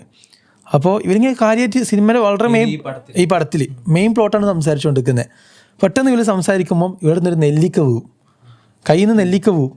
ഇവിടെ സീരിയസ് ആയിട്ട് സംസാരം നടന്നുകൊടുക്കുക. പക്ഷേ ക്യാമറമായി നെല്ലിക്കൻ്റെ പിന്നാലെ പോവും. നെല്ലിക്ക ഇങ്ങനെ സ്റ്റെപ്പറിങ് ഇങ്ങനെ വരും, ഇങ്ങനെ തെരുവ് കൂടി ഇങ്ങനെ ഉരുണ്ട് വരും. ചാൽക്കൂടി സൈഡിൽ കൂടി ഇങ്ങനെ പോയി ലാസ്റ്റ് ഒരു കുട്ടീൻ്റെ അടുത്ത് എത്തിക്കും. പിന്നെ കുട്ടി ആ നെല്ലിക്ക എടുത്തിട്ട് മോൾക്ക് വെക്കും. അപ്പോഴാണ് ക്യാമറയും മോൾക്ക് വെക്കുക. ഈ സമയത്തൊക്കെ എന്തുണ്ട് സംഭാഷണം നമ്മൾ കേൾക്കുന്നുണ്ട്. അതായത് ചിലതൊന്നും കാണിക്കാണ്ട് തന്നെ ചില കാര്യങ്ങൾ നമുക്ക് തീരുമാനിക്കാൻ പറ്റും. അപ്പോൾ കാഴ്ച എന്താണ്, കാഴ്ച എന്താണ് കാണേണ്ടത്, അങ്ങനത്തെ കുറെ ചോദ്യങ്ങൾ ഉണ്ടായിരിക്കെ തന്നെ അതിനകത്ത് നിന്ന് അവര് സിനിമ എടുക്കാൻ നിൽക്കുന്നു. അപ്പൊ ആ സിനിമയ്ക്ക് അതിന്റേതായ ഒരു സർഗാത്മകത, അതിന്റെ ഒരു സൗന്ദര്യം, അതിന്റെ ഒരു എസ്തെറ്റിക്സ് ഉണ്ടായി വരുന്നു എന്നുള്ളൊരു സാധനം. പക്ഷേ ഇങ്ങനെ ഇത് പറഞ്ഞപ്പോ ഈ സാധാരണ നമ്മള് ഞാൻ ഇപ്പോ ഇതിനെ കുറിച്ച് ഇപ്പൊ ഒരു പുസ്തകം വായിച്ചപ്പോഴൊക്കെ ഈ റെഗുലേഷൻസ് നമ്മുടെ സർഗാത്മകതയെ നമ്മളൊരു സാധനത്തെ ലിമിറ്റ് ചെയ്യുന്നതോട് കൂടിയിട്ട് അതിന്റെ ക്രിയേറ്റിവിറ്റി നഷ്ടാവുന്നു എന്നുള്ളതാണ് സാധാരണ എല്ലാവരും പരാതിപ്പെടല്. അപ്പൊ അതിന് മറുപടി ആയിട്ട് സാധാരണ പറയപ്പെടാറുള്ളതും ഇറാനിയൻ സിനിമയാണ്. ഇങ്ങനെ ഒരു റെഗുലേഷൻ ഉള്ളിൽ നിന്നുകൊണ്ട് തന്നെയാണ് ഇങ്ങനെ വലിയ സർഗാത്മകമായിട്ടുള്ള പ്രവർത്തനങ്ങൾ നടക്കുന്നത്. പക്ഷെ എനിക്ക് ഭയങ്കര ഈ റെഗുലേഷൻ എന്നുള്ള ഐഡിയ ഉണ്ടല്ലോ, അതായത് ഇങ്ങനെ ഒന്നിനെ ലിമിറ്റ് ചെയ്യാം, അതന്നെ ഭയങ്കര കോൺട്രഡിക്ടറി ആയിട്ട് തോന്നി. അങ്ങനെ ഒരു ഐഡിയ ലൈക്ക് നമ്മളിപ്പോ ഒരാൾ വിചാരിക്കണം എന്താണ് ഇവിടെ ഇങ്ങനെ ഒരു നിയമമൊന്നുമില്ല, ലൈക്ക് ഇറാനിൽ ഇങ്ങനെ നിയമമല്ല, ഞങ്ങള് പെണ്ണിൻ്റെ കാണിക്കരുത്, അങ്ങനെ നിയമമൊന്നുമില്ല. അപ്പൊ അവിടുത്തെ സിനിമകൾ ഇനി നന്നാവോ? ഞാൻ ചോദിക്കാം, അവിടുത്തെ സിനിമകൾ നന്നാവും? അല്ലെങ്കിൽ നമ്മളിവിടെ സാധാരണ സിനിമ ഷൂട്ട് ചെയ്യുന്നുണ്ടല്ലോ, നമ്മളിവിടെ ഇപ്പൊ ഇനി അങ്ങനെ നിയമമില്ല എന്ന് പറഞ്ഞാലും ഇവിടുത്തെ ഒരു സെൻസർ ബോർഡ് ഇല്ലേ, അതൊരു റെഗുലേഷൻ ആണല്ലോ. അപ്പൊ ആ റെഗുലേഷൻ നമുക്കൊരു ഏത് സ്കെയിലിൽ വെച്ചിട്ട് ഇപ്പൊ നമ്മളെ ഇപ്പൊ ഇറാനിൽ നടക്കുന്ന അതായത് ഈ റെഗുലേഷൻസ് എന്തോ ഭയങ്കരമായ ആണെന്നൊന്നും പറയല്ല, ഡെമോക്രസി വേണ്ട അങ്ങനെയൊന്നും ചില റെഗുലേഷൻസ് പ്രശ്നമാകുന്നു. എങ്ങനെയാണ് ഇവര് ഇതിനെ സ്കെയിൽ ചെയ്യുക? അപ്പൊ അൾട്ടിമേറ്റ് ഒരു സിനിമ എടുക്കാൻ അല്ലെങ്കിൽ ഒരു സംഗതിക്ക് ഫുൾ ഫ്രീഡം കൊടുക്കുകയാണെങ്കിൽ, അൾട്ടിമേറ്റ് ഫ്രീഡം കൊടുക്കുകയാണ് അവരെങ്ങനെ സിനിമ ഇപ്പൊ വേറൊരു രാജ്യത്ത് ഇറാൻ മാറ്റി നിർത്താം, എല്ലാ ഫ്രീഡം ഒരാൾക്ക് കൊടുക്കുകയാണ് ഒരു സിനിമ എടുക്കാൻ. അപ്പൊ ഇവര് ഏറ്റവും എക്സ്ട്രീം അവർക്ക് എടുക്കാൻ കഴിയുന്ന സിനിമ പോൺ സിനിമ എടുക്കാലോ. പോൺ സിനിമ എടുത്തിട്ട് തിയേറ്ററിൽ എന്ത് ചെയ്യാ, പ്രദർശിപ്പിക്കാലോ. അപ്പൊ അതല്ല അതിന്റെ ഏറ്റവും പീക്ക് എന്ന് പറയുന്നത്. അപ്പൊ അങ്ങനെ എവിടെയെങ്കിലും നടക്കുന്നുണ്ടോ? ഇപ്പോഴും പല രാജ്യങ്ങളിലും ഇതെന്താണ്, നിയമവിരുദ്ധമാണ്. റെഗുലേഷൻ അല്ലേ? ചില റെഗുലേഷൻസ് അതാണ്, ചില റെഗുലേഷൻ പ്രശ്നമാവുന്നു, ചിലത് പ്രശ്നമാവുന്നില്ല. അങ്ങനെ ഒരു പ്രശ്നം ഉണ്ട് ഇതിൽ. എനിക്ക് എനിക്ക് കുറച്ചുകൂടി തോന്നിയത് ഈ റെഗുലേഷൻസ് ഉള്ളതോടൊപ്പം തന്നെ അതിന്റെ ഉള്ളിൽ നിന്ന് നമ്മൾ സിനിമ എടുക്കുന്ന സമയത്ത് അതിൽ കുറച്ച് സർഗാത്മകത ഉണ്ടാവും. അത് ഏതിലെന്ന് പറയുന്നു, അതായത് ഇപ്പൊ ഒരു ഫ്രീഡത്തിന്റെ കാര്യം എടുത്ത് നോക്കുകയാണ്. ഇപ്പൊ സിനിമന്റെ കാര്യത്തിന് അപ്പുറത്തേക്ക് നമ്മളൊരു ഫ്രീഡം നമ്മുടെ ജീവിതത്തിൽ നമ്മൾ ആസ്വദിക്കുന്ന കുറെ കാര്യങ്ങളുണ്ട്, ആസ്വദിക്കാൻ കഴിയുന്ന. ഇപ്പൊ ഒരു മതത്തിന്റെ ഇതിൽ നിന്നിട്ടാണെങ്കിൽ ഇന്ന റെഗുലേഷൻസ് ഉണ്ട്, അതിന്റെ അപ്പുറത്തേക്ക് കടക്കരുത് എന്ന് റെഗുലേഷൻസ് ഉണ്ട്. അപ്പൊ ഇതൊന്നുമില്ല, ഒരു മനുഷ്യന് ജീവിതത്തിൽ ദുനിയാവിൽ ഫുൾ ഫ്രീഡം കിട്ടാണ്, എന്തും ചെയ്യാം. അങ്ങനെ ഇപ്പൊ നിലവിൽ എവിടെയില്ല. അങ്ങനെ വന്നു കഴിഞ്ഞാൽ അൾട്ടിമേറ്റ് ഭരണഘടന ഒരു തേങ്ങയില്ലാത്ത ഒരു രാജ്യത്ത് അതൊരു നമുക്കൊരു ചിന്തിക്കാം, ഒരു യൂട്ടോപ്യൻസ് ആണ്. അപ്പോ എന്തും ചെയ്യാം, ദുനിയാവിൽ എല്ലാ സാധനവും അനുഭവിച്ചു ചെയ്യാറ്. അപ്പൊ ഇത് കഴിഞ്ഞിട്ട് ഒരു പോയിന്റ് ഉണ്ടല്ലോ, ഇനി എന്താ അത്? ഇതിന്റെ ഈ ഫ്രീഡത്തിന്റെ പീക്ക് എന്ന് പറയുന്നത് സ്വാതന്ത്ര്യം ഇല്ലായ്മയല്ലേ ശരിക്കും? പിന്നെ അയാൾക്ക് ഒന്നും ചെയ്യാനില്ല, ഒന്നും അനുഭവിക്കാനില്ല, ദുനിയാവില് ഒന്നും ആസ്വദിക്കാനില്ല. അത് ഈ പോയിന്റിൽ എത്തിക്കഴിഞ്ഞാൽ പിന്നെ ഇവരെന്താ ചിന്തിക്കുക, ഇതെന്താണ്? അപ്പൊ അങ്ങനെ പിന്നെ അങ്ങനത്തെ കുറെ കഥകളുണ്ടല്ലേ. പിന്നീട് ജീവിതത്തിന്റെ അർത്ഥം തേടി പോയി മതത്തിലേക്ക് വരുന്നവരുണ്ട്, അല്ലെങ്കിൽ സൂസൈഡ് ചെയ്യുന്നവരുണ്ട്, അങ്ങനത്തെ ഉള്ളതിന്റെ കമ്മ്യൂണിറ്റികൾ തന്നെ ഉണ്ട്. അപ്പൊ ഇതൊരു സാധനമാണ്. അപ്പൊ ലിമിറ്റേഷന് ഇത് ഭയങ്കര സബ്ജക്റ്റീവ് ആവശ്യമാണ്. ചിലർക്ക് ചിലപ്പോ അങ്ങനെ വർക്ക് എന്ന് പറഞ്ഞിട്ട് നമ്മൾ ഇതിന്റെ ഈ അല്ല, ഇതില് വേറൊരു വശം കൂടിയില്ല. അതായത് ഇത് ഇങ്ങനെ ആയിരിക്കണം സിനിമ എന്ന് ആരോ പറയാ. അതാണ് ഇവിടുത്തെ ചോദ്യം. അതായത് പറയാ ഓക്കെ ഇവരിങ്ങനെ ഇറാനിലൊക്കെ ഇങ്ങനെ പെണ്ണുങ്ങളൊക്കെ മറിച്ചിട്ടാണ് സിനിമയിൽ ഇടില്ലേ, ശരിക്കും പെണ്ണുങ്ങൾ ഇതാരാ തീരുമാനം? അങ്ങനെയൊന്നുമില്ലല്ലോ. സിനിമ എന്താണ്, ഒരു ആർട്ടാണ്. ഇപ്പോൾ എനിക്ക് ആർട്ട് ഉപയോഗിക്കാം, അതിൻ്റെ രീതിയിൽ എനിക്ക് ഉപയോഗിക്കാൻ പറ്റും. നമ്മൾ പ്രശ്നം വെച്ചാൽ ഇത് നമ്മൾ അടുത്തുള്ള പ്രയോഗം പോലെയാണ് ഹോളിവുഡ് ലെവൽ പടം. നമ്മളെപ്പോഴും എന്താ പറയുക, സിനിമ നല്ല സിനിമ ആണെങ്കിൽ ഹോളിവുഡ് ലെവലിൽ എത്തണം. പക്ഷെ അങ്ങനല്ലല്ലോ. ഇപ്പോൾ ഓരോ ടൈപ്പ് ഓഫ് പടം, ഇപ്പം കഴിഞ്ഞ ഡയറക്ടർ വരുന്നതിന് മാർട്ടിൻ സോർസസ് ഒരു മലയാളം സിനിമ എടുത്തു, കുമ്മാട്ടി എന്നുള്ള മലയാള സിനിമ എടുത്താണ് ഇതൊരു മികച്ച സിനിമയാണ്. അപ്പം സിനിമയ്ക്ക് ഇങ്ങനെ ഒരു ഐഡിയൽ സാധനം ഇല്ല. സിനിമയാണ്. പക്ഷെ ഇത് ഞാൻ എവിടെ ആർട്ടിക്കിൾ എവിടെ വായിച്ച പോലെ, അതായത് national cinema, world cinema, classic cinema എന്നൊക്കെ പറഞ്ഞാൽ ഇങ്ങനത്തെ സിനിമ ഉണ്ടായി വരുന്നത്, രൂപപ്പെട്ട് വരുന്നത് എങ്ങനെയാണെന്ന് ചോദിച്ചു കഴിഞ്ഞാൽ അത് ഇങ്ങനത്തെ ട്രോമകളും കഥകളും ഇങ്ങനെ അനുഭവങ്ങളൊക്കെ പറയാനുള്ളവർക്കാണ് ഇങ്ങനത്തെ സിനിമകൾ ഉണ്ടാവുള്ളൂ. അങ്ങനത്തെ നാടുകളിൽ, തേർഡ് വേൾഡ് കൺട്രികളിലെ പോലെ. അതിപ്പോ അമേരിക്കൻ ഫിലിംസ് എടുത്തു നോക്കി കഴിഞ്ഞാൽ അവർക്ക് ഇങ്ങനത്തെ ഭയങ്കരമായ പൊള്ളുന്ന ജീവിത യാഥാർത്ഥ്യങ്ങളെ കുറിച്ചൊന്നും സിനിമ എടുക്കാണ്ടാവില്ല. അവർക്ക് ഉണ്ടെങ്കിൽ തന്നെ പിന്നെ ബ്ലാക്ക് അമേരിക്കൻസ് ആണ്. മറ്റേ ജോർദാൻ പീലിന്റെ സിനിമകളൊക്കെ അങ്ങനത്തെ. ഇവർക്ക് പറയാനുള്ളത് ഒരു ക്യാപിറ്റലിസ്റ്റ് ജനറേഷൻ ആയിരിക്കും. എപ്പോഴും ആസ്വാദനത്തിന്റെ, ഫിക്ഷന്റെ ഭയങ്കരമായ ആസ്വദിക്കുക, പിന്നെന്താ ഫാന്റസികളുടെ കഥകളായിരിക്കും കൂടുതൽ പറയേണ്ടത്. ഇപ്പൊ മാർവൽ അങ്ങനത്തെ സാധനങ്ങളൊക്കെ എടുത്തു പോയി കഴിഞ്ഞാൽ നമ്മുടെ ഭാവനയ്ക്കൊക്കെ അതീതമായ ഭയങ്കരമായ ഭാവനകളൊക്കെ ഉണ്ടാവുക. ഇതില് ജീവിതവുമായി ബന്ധപ്പെട്ട സാധനങ്ങൾ ഉണ്ടാവില്ല. കാരണം ഇവർക്ക് അങ്ങനത്തെ അനുഭവങ്ങൾ പരമാവധി കുറവായിരിക്കും. നേരെ മറിച്ച് ഈ കൊളോണിയൽ കൺട്രികൾക്ക് ഇവർക്ക് ഒരുപാട് കഥകൾ പറയാനുണ്ട്. ഇപ്പൊ സോവിയറ്റിന് ഒരുപാട് കഥകൾ പറയാനുണ്ട്. അതുപോലെ തന്നെ ഇറാന്, കൺട്രീസ് അവരുടെ അഭയാർത്ഥികളുടെ കഥ പറയാനുണ്ട്. നമ്മൾ ഇന്ത്യയിൽ എടുത്തു കഴിഞ്ഞാൽ നമുക്ക് ഇപ്പൊ ജാതി കൊണ്ട് അനുഭവിക്കുന്ന, ജാതി പ്രശ്നങ്ങൾ അനുഭവിക്കുന്ന ഒരുപാട് അവർക്ക് അവരുടെ കഥ പറയാനുണ്ട്. അങ്ങനെ ഇങ്ങനത്തെ ജീവിത യാഥാർത്ഥ്യങ്ങൾ പറയാന്ന് പറഞ്ഞാൽ ജീവിത യാഥാർത്ഥ്യം അനുഭവങ്ങൾ ഉള്ളവർക്കാണ്. ഈ ഇറാനത്തെ ഒരു നല്ലൊരു ഡയറ്റാണ് എന്താ മുഹ്സിൻ മക്മൽ ബഫ്. മൂപ്പരെ ജീവിത യാഥാർത്ഥ്യം എന്ന് പറഞ്ഞാൽ തുടക്കം മുതൽ ഫുൾ ട്രോമകള്. ട്രോമയോട് പറഞ്ഞാൽ അതായത് ജനിച്ചിട്ട് ഫസ്റ്റ് തന്നെ വാപ്പയും ഉമ്മയും തമ്മിൽ കോൺഫ്ലിക്റ്റ് ഉണ്ടാവാണ്. അങ്ങനെ മക്മൽ ബഫിന് ഒരു 3-4 വയസ്സുള്ള സമയത്ത് തന്നെ ഇവർ തമ്മിൽ പിരിഞ്ഞിട്ട് പിന്നെ ആരപ്പുറം പോകണമെന്നുള്ള ചർച്ച. അങ്ങനെ ഉമ്മ വിട്ടുകൊടുക്കൂല. അങ്ങനെ വാപ്പ എന്ത് ചെയ്യും, ഒരു ഗുണ്ടനെ വെക്കും ഇവനെ കിഡ്നാപ്പ് ചെയ്തുകൊണ്ട് രണ്ടിട്ട്. അപ്പൊ സിനിമ അല്ല, ഇയാളെ ജീവിതം. അങ്ങനെ ഇയാളെ ഗുണ്ടനെ രക്ഷപ്പെടുത്തേണ്ടിട്ട് ഉമ്മ എന്താക്കും, വീട്ടിൽ പൂട്ടിയിടും. വീട്ടിൽ പൂട്ടിയിട്ടിട്ട് ആടെ എന്ത് ചെയ്യും, ഇയാളെ അമ്മായിനെ ഏൽപ്പിക്കും. എന്നിട്ട് അമ്മായി ട്യൂഷൻ പഠിപ്പിച്ചാണ് ശരിക്കും ഇയാൾ വിദ്യാഭ്യാസമൊക്കെ അറിവൊക്കെ പഠിക്കുന്നത്. എന്നിട്ട് വളർന്നു വരുമ്പോൾ എന്ത് ചെയ്യാണ്, ആ ഉമ്മ രണ്ടാം കെട്ടുന്നത് ഹുമൈനീൻ്റെ ഒരു ഫോളോവറിനെ ആയിരിക്കും. അങ്ങനെ അയാളിൽ നിന്ന് എന്ത് ചെയ്യും, ഇസ്ലാമിനെ പറ്റി പഠിക്കും, ഇതിനെ പറ്റിയൊക്കെ പഠിക്കും. അങ്ങനെ ഒരു റെവല്യൂഷണറി മൈൻഡാവും. അങ്ങനെ ഈ മൈൻഡ് സെറ്റ് പോയിട്ട് ഒരു പോലീസുകാരനെ ആക്രമിക്കും. പോലീസുകാർ ഇയാളെ വെടിവെക്കും. മക്മൽ ബഫിൻ്റെ വയറ്റിന് വെടികൊള്ളും. 16 വയസ്സിൽ ബലാൽ എന്ന് പറഞ്ഞിട്ടുള്ളൊരു ഗ്രൂപ്പാണ്. അതായത് മക്മൽ ബഫ് ബലാൽ എന്ന് പറഞ്ഞിട്ടൊരു നാടകം ചെയ്തു. ഈ നായകൻ എന്താണ്, ഒരുപാട് കഷ്ടത അനുഭവിക്കുന്നു ഈ ഒരു പഹ്ലവി ഡൈനാസ്റ്റി കൊണ്ട്. അങ്ങനെ ഈ പഹ്ലവി ഡൈനാസ്റ്റിക്കെതിരെ തിരിക്കുന്ന ഒരു നായകൻ, അതൊരു നാടകമായിരിക്കും. ഈ നാടകം തന്നെ ഇവർ ഇൻസ്പയർ ആയിട്ട് ഇവരൊരു സംഘടന തുടങ്ങിയിട്ട് ഇങ്ങനെ പോയി ആക്രമിച്ച് അങ്ങനെ ജയിലിലാവും. ജയിലിൽ പീഡിപ്പിക്കും. 17 വയസ്സാണ്, ക്രൂരമായി പീഡിപ്പിക്കും. അതായത് ടോർച്ചർ ചെയ്തിട്ട് ഇയാളെ കൊല്ലാൻ കഴിയില്ല, കാരണം ഇയാൾ അണ്ടറേജ് ആണ്, അതുകൊണ്ട് കൊല്ലാൻ കഴിയില്ല, ഡെത്ത് സെന്റൻസ് പറ്റില്ല, അതുകൊണ്ട് ഭയങ്കരമായിട്ട് ടോർച്ചർ ചെയ്യുന്നുണ്ട്. അതായത് ഹാമിദ് അബ്ബാഷി എന്നുള്ള എഴുത്തുകാരൻ മൂപ്പരായിട്ട് ഒരു കോൺവെർസേഷൻ നടത്തുന്നുണ്ട്. അതിലിങ്ങനെ പറയുന്നത്, അതായത് കേബിൾ വെച്ച് കെട്ടിയിട്ട് അതിനെ കൊണ്ട് ഇങ്ങനെ ചൂടാക്കിയിട്ട് മേത്ത് മൊത്തം അടിക്കും. എന്തെന്ത് ചെയ്യും, ഡോക്ടറിനെ കൊണ്ടുവരും. ബ്ലഡ് പ്രഷർ ചെക്ക് ചെയ്യും. കാരണം ഇത് കുറയാനും പാടില്ല, കൂടാനും പാടില്ല. കാരണം ഇവർക്ക് വയസ്സാ, മൈനറാ, പ്രശ്നമില്ല, മൊത്തം പ്രശ്നം, മരിക്കാൻ പാടില്ല. എന്നിട്ട് അങ്ങനെ ഇവനെ പീഡിപ്പിച്ച് ലാസ്റ്റ് ഈ റെവല്യൂഷൻ നടക്കണ്ടേ 79 റെവല്യൂഷൻ നടക്കുന്ന സമയത്ത് എന്താണ്, ഹുമൈനിയാണ് ഇയാളെ ഫ്രീ ആക്കിയിട്ടും കുറേ. അതായത് പിന്നെ ഇയാൾ ഇങ്ങനെ നാടകങ്ങളൊക്കെ എഴുതി തുടങ്ങി. പിന്നെ അങ്ങനെ തിരക്കഥ സിനിമയിലേക്ക് എത്താണ്. പക്ഷെ അപ്പോൾ ഇയാൾക്ക് പിന്നെയും ദുരന്തം, ഇയാളെ വൈഫും ഇരിക്കുകയാണ്. അതായത് സിനിമയിലൊക്കെ ശരിക്കും കയറ്റിവിടുന്ന വൈഫ് എങ്ങനെ ഇരിക്കുന്നത് വെച്ചാൽ, വൈഫ് അങ്ങനെ തന്നെ പറയേണ്ടി മക്മൽ ബഫ് ഇൻ്റർവ്യൂവിൽ ഒരു പ്ലാസ്റ്റിക് പാൻ്റ് കെട്ടിയിട്ടുണ്ടാവുക. അങ്ങനെ മക്മൽ ബഫ് വീട്ടിലുണ്ടാവില്ല. അങ്ങനെ മെഴുകുതിരി കത്തിക്കുന്ന സമയത്ത് തീ പാൻറ് മേലാവും. പ്ലാസ്റ്റിക് ആയതുകൊണ്ട് പെട്ടെന്ന് കത്തി പടർന്ന് ഇങ്ങനെ അണയ്ക്കാൻ പറ്റൂല. അതെന്ത് ഈ മേത്തക്കായി ആകെ മേത്തിൽ മൊത്തം പ്ലാസ്റ്റിക് ഒരുക്കിയിട്ടുണ്ട്. പറയുന്നത് വെച്ചാൽ തിരിച്ചു വരും വിവരം കെട്ടിയിട്ട്. അപ്പോൾ ഈ ഹോസ്പിറ്റലാണ് ഉള്ളത്. ഹോസ്പിറ്റൽ എന്താ പ്രശ്നം വെച്ചാൽ, പ്ലാസ്റ്റിക് ആയതുകൊണ്ട് പ്ലാസ്റ്റിക്കും ഇറച്ചി എന്തായിട്ടുണ്ട്, ഉരുകിയിട്ട് ഒന്ന് ചേർന്നിട്ടുണ്ട്. എന്നിട്ടൊരു 5 ദിവസത്തോളം പ്ലാസ്റ്റിക് ഇറച്ചിന്ന് മാറ്റുന്നൊരു പണി. എന്നിട്ട് അത് കഴിഞ്ഞിട്ടാണ് മയ്യത്തെടുക്കുന്നത്. അപ്പോൾ പറഞ്ഞു വെച്ചാൽ ത്രൂ ഔട്ട് ട്രാജഡി ലൈഫിൽ. അപ്പോൾ നേരത്തെ ഇങ്ങനെ ട്രോമ പറഞ്ഞപ്പോൾ സിനിമകളൊക്കെ എടുത്തു നോക്കിയാൽ ഭയങ്കര ക്ലോസപ്പ് മക്മൽ ബഫ് അല്ലല്ല ക്ലോസ് മക്മൽ ബഫിന്റെ ഗബ്ബർ എന്നുണ്ട് സിനിമ ഉണ്ട്, അതാണ് ഒന്നുകൂടി കൂടുതൽ. ഗബ്ബറും സൈക്ലിസ്റ്റും ആണ് ആ ബോയ്ക്കോട്ട് എന്നിട്ട്. അതായത് ഈ മാജിദ് മജീദ് അഭിനയിച്ചിരിക്കുന്നത്. അതായത് നമ്മളൊരു സിനിമ എടുക്കാൻ ആഗ്രഹിക്കുന്ന ആണെങ്കിൽ എന്തായാലും വായിക്കേണ്ട ഒരു പുസ്തകമാണ് എന്ത് മക്മൽ ബഫിന്റെ എ ഡംബ് മാൻസ് ഡ്രീം എന്നിട്ടുള്ള പുസ്തകം. അതായത് ഒരു 3 വാള്യമുള്ള പുസ്തകമാണ്. അതിൽ ഒന്നാമത്തെ വാള്യത്തിൽ മക്മൽ ബഫിന്റെ കഥകളാണ്. മക്മൽ ബഫ് ഫുൾ ഡാർക്ക് സെൻസുള്ള ഡാർക്ക് കോമഡികൾ അങ്ങനത്തെ കുറേ കഥകളാണ്. രണ്ടാമത്തെ വാള്യത്തിലുള്ളത് സ്ക്രീൻ പ്ലേസ്, തിരക്കഥകൾ. മക്മൽ ബഫ് ആ തിരക്കഥ വെച്ചിട്ട് ഒരുപാട് സിനിമകൾ, ഇറാനിയൻ സിനിമകൾ വന്നിട്ടുണ്ട്. അതാണ് അധികം ഇറാനിയൻ സിനിമ എടുത്ത് നോക്കിയാൽ അതിൽ മക്മൽ ബഫിന്റെ പേര് നമുക്ക് കാണാൻ പറ്റും. മൂന്നാമതാണ് എസ്സേകൾ. 3 എസ്സേകളാണ്.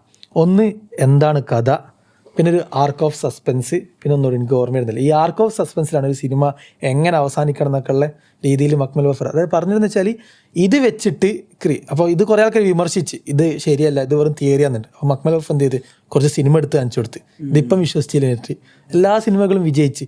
അപ്പോൾ ഗബ്ബർ അതാണ് ഏറ്റവും കൂടുതൽ ഹിറ്റായത്. പിന്നെ ദ സൈക്ലിസ്റ്റ് എനിക്കൊന്ന് കാൻസ് ഫെസ്റ്റിവൽ എന്തോ അവാർഡ് കൃത്യമായിട്ട് അറിയാം, ഇതിലേതൊരു സിനിമക്കാണ് കിട്ടിയിട്ടുള്ളത്. മക്മൽ ബഫ് നേരത്തെ പറഞ്ഞത് ഫുൾ റിയലിസം ആണ്. ഇപ്പോൾ ഉദാഹരണത്തിന് ഗബ്ബർ എന്നുള്ള സിനിമക്ക് കുറച്ച് ആൾക്കാരെ ആവശ്യമുണ്ട് അഭിനയിക്കേണ്ടിയിട്ട്.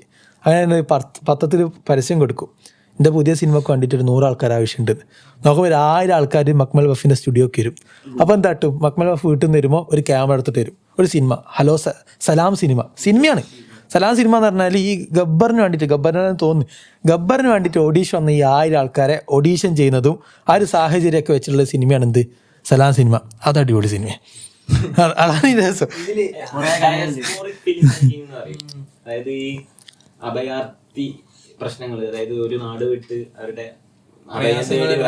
അഭയം തേടി വേറെ രാജ്യത്തേക്ക് പലായനം ചെയ്യുന്നവരുടെ കഥകളെ ഫിലിം ചെയ്യുന്നതിന് ഈ ഡയസ്പോറിക് ഫിലിം മേക്കിംഗ് എന്ന് പറയും. മാജിദ് മജീദ് ഇതിന്റെ ഒരു മെയിൻ ആളാണ്, ഇങ്ങനത്തെ വിഷയങ്ങൾ കൈകാര്യം ചെയ്യുന്ന ആളാണ്. ആക്സെന്റഡ് ഫിലിം എന്ന് പറഞ്ഞിട്ട് എക്സലന്റ് ഡയസ്പോറിക് ഫിലിം മേക്കിംഗ് എന്നുള്ള ഒരു പുസ്തകത്തിൽ മൂപ്പരെ കുറിച്ച് പറയുന്നത്. മൂപ്പരാണ് ഈ സാധനം കൂടുതൽ പ്രയോഗിച്ചിരിക്കുന്നത് ഇങ്ങനത്തെ ഈ ഫിലിം മേക്കിംഗ് എന്ന് പറഞ്ഞിട്ട് പറയുന്നത്. അങ്ങനത്തെ കുറെ സിനിമ ഇറാനിൽ ഇപ്പോൾ ഷിറിൻ എന്നിട്ട് കിരസ്തോമിന്റെ സിനിമ ഉണ്ട്. ഷിറിന്റെ സിനിമ വെച്ചാല് അതില് ഒരു നാടോടി സിനിമയല്ല, ഒരു നാടോടി സിനിമ തിയേറ്ററിൽ പ്ലേ ചെയ്യാണ്. അതുകൊണ്ട് ഇത് കണ്ടിട്ട് ഇറാനത്തെ പ്രധാനപ്പെട്ട നായികമാരെയും തിയേറ്ററിലേക്ക് ക്ഷണിക്കും. സിനിമ എന്താ വെച്ചാൽ ഈ നാടോടി സിനിമ തിയേറ്ററിൽ പ്ലേ ചെയ്യുമ്പോൾ ഇത് കാണുന്ന ആൾക്കാരുണ്ടാവില്ലേ, ഇവളുടെ എക്സ്പ്രഷൻ ഇങ്ങനെ എന്ത് ചെയ്യാണ് കിരസ്തോമി ഷൂട്ട് ചെയ്യാണ്. അതായത് ഓരോ സിനിമ കാണിക്കുന്നേ ഇല്ല, ആ സിനിമ കാണൂല, റിയാക്ഷൻ മാത്രം ഷൂട്ട് ചെയ്യാണ്. ബാക്കിൽ സൗണ്ട് എന്താണ്, ഇതാണ് സിനിമ. ഷിറിൻ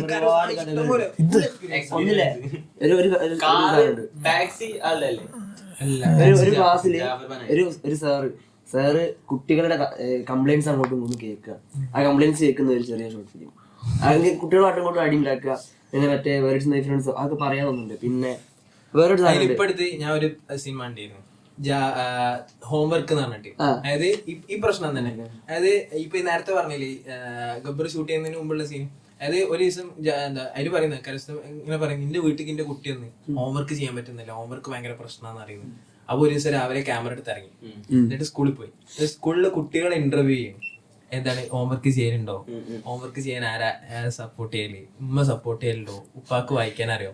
എന്നിട്ട് ഉപ്പാക്ക് ഒരു ലെറ്റർ കൊടുക്കാണ്, ഫോം കൊടുക്കാണ്, നിങ്ങൾക്ക് എഴുതാനും വായിക്കാൻ അറിയോ, നിങ്ങൾ കുട്ടികളെ സപ്പോർട്ട് ചെയ്യലുണ്ടോ. അപ്പൊ ആ സാധനം അതൊരു ഡോക്യുമെന്ററി. അതിൽ കരസ്ഥമി അഭിനയിക്കുന്നുണ്ട്. അതിൽ ഓനാണ് ചോദ്യം ചോദിക്കുന്നത്. അതിലിങ്ങനെ കുട്ടികളെ വന്നിട്ട് ഇങ്ങനെ പേടിച്ചിട്ട് ഇങ്ങനെ ക്യാമറയും കരസ്ഥമിനൊക്കെ കാണുമ്പോ ഇങ്ങനെ പേടിച്ചിട്ട് ഇങ്ങനെ വന്നിട്ട് ഇങ്ങനെ കരയാനൊക്കെ ഇങ്ങനെ നിൽക്കുന്നുണ്ട്. ഒരു ചെക്കന് പാട്ട് പാടി കൊടുക്കുക. നമ്മൾ വിചാരിക്കാത്തൊരു type of based on true events അതിൽ എഴുതിയിട്ടുണ്ടോന്ന് അറിയില്ല. ഇറാനിൽ ശരിക്കും ഈ വിമൻസിന് ഫുട്ബോൾ സ്റ്റേഡിയത്തിൽ പോയി കളി കാണാൻ കഴിയില്ല. അപ്പോൾ ഇതില് ഇങ്ങനെ അന്ന് എന്ത് ചെയ്യും, അന്ന് കുറച്ച് പെൺകുട്ടികൾ എന്ത് ചെയ്തു, ഈ ആണായിട്ട് ഡ്രസ്സ് ചെയ്തിട്ട് എന്ത് ചെയ്തു സ്റ്റേഡിയത്തിൽ കയറി കളി കാണാൻ പോയിട്ട് ഇറാനും ബഹ്റൈനും തമ്മിലുള്ള അങ്ങനത്തെ ഒരു കളി. അപ്പൊ ആ ഒരു ഇൻസിഡന്റിനെ ഇൻസ്പയർ ആയിട്ട് സിനിമ ചെയ്യുന്നുണ്ട്. ജാഫർ പനാഹി ഞാൻ തോന്നുന്നുണ്ട് ഓഫ് സൈഡ് എന്ന് പറഞ്ഞ ഫിലിം. എന്താണ് ഇവരുടെ കഥയാണ്, ഇവരെ അറസ്റ്റ് ചെയ്യുന്നുണ്ട്. അപ്പൊ ആ കഥയും അങ്ങനെ തന്നെ ജാഫർ പനാഹിനെ വേറെ തന്നെ ഒരു ഇതാണ് ചർച്ച ചെയ്യേണ്ട ഒരു ഏരിയയാണ് ഇവരുടെ സിനിമകള്, ഇവരുടെ ലൈഫ്. ഇപ്പൊ ഈ നേരത്തെ പറഞ്ഞ സാധനല്ലേ ഹോംവർക്ക്, ഈ ഹോംവർക്ക് 1990 ഇറങ്ങുന്നത്. അപ്പോ എന്താ ആ സമയത്ത് ഇറാനിൽ ഉണ്ടായിരുന്ന എഡ്യൂക്കേഷൻ സിസ്റ്റത്തിനെ കുറിച്ച് സാധാരണ പറയുന്നുണ്ട്. അതിനുണ്ടായ മാറ്റം ഈ സിനിമ ഉണ്ടാക്കിയോട് കൂടിയിട്ട് കുട്ടികൾക്ക് ഭയങ്കര ഹെവി ഹോംവർക്കുകൾ കൊടുക്കണം. അപ്പൊ ഈ ഇങ്ങനെ മൊത്തം എഡ്യൂക്കേഷൻ സിസ്റ്റത്തിനെ തന്നെ ചോദ്യം ചെയ്യുന്ന കോലത്തിലാണ് ആ സിനിമ ഇറക്കുന്നത് തന്നെ. അപ്പൊ അവിടുത്തെ സാധാരണ പറയുന്നുണ്ട് ഇപ്പൊ പെഹ്ലവി ഡൈനാസ്റ്റി ആണല്ലോ അവിടെ ഉള്ളത്. അപ്പോൾ ആ ഡൈനാസ്റ്റിക്ക് വേണ്ടത് അവിടെ അതിനനുസരിച്ചാണ് ആ കുട്ടികളെ അവിടെ പട്ടാള ചിട്ടയോട് കൂടിയിട്ടാണ് വളർത്തുന്നത്. അതായത് കുട്ടികളെ രാവിലെ ഒരു അസംബ്ലി ഉണ്ടാവും, അസംബ്ലിയിൽ ഒച്ച എടുത്തിട്ട് കുട്ടികൾ പറയണം, ക്ലാസ്സിൽ സേറ് വരുമ്പോൾ ഉണ്ടാതിരിക്കണം. അതില് അമിതാഭ് ബച്ചൻ നല്ല രസത്തിൽ ഇങ്ങനെ പറയുന്നുണ്ട്. ഹാമിദ് അബ്ബാസിയാണ് ഈ പുസ്തകം എഴുതിയിട്ടുള്ളത്. അമേരിക്കൻ സ്കോളറാണ്, ഫിലിം ക്രിറ്റിക് ആണ്. ഞാൻ വായിക്കുന്ന അവിടെ അല്ല, നമ്മളെ ക്ലാസ്സിൽ പ്രസന്റേഷന് വേണ്ടി ഞാൻ വായിക്കുന്ന ബുക്ക് ഉണ്ട്, പോസ്റ്റ് ഓറിയന്റലിസം. ഈ ഓറിയന്റലിസത്തെ ഇറാനിയൻ സിനിമയെ പറ്റി കുറച്ച്, Iranian cinema past present future ഉണ്ട് സിനിമ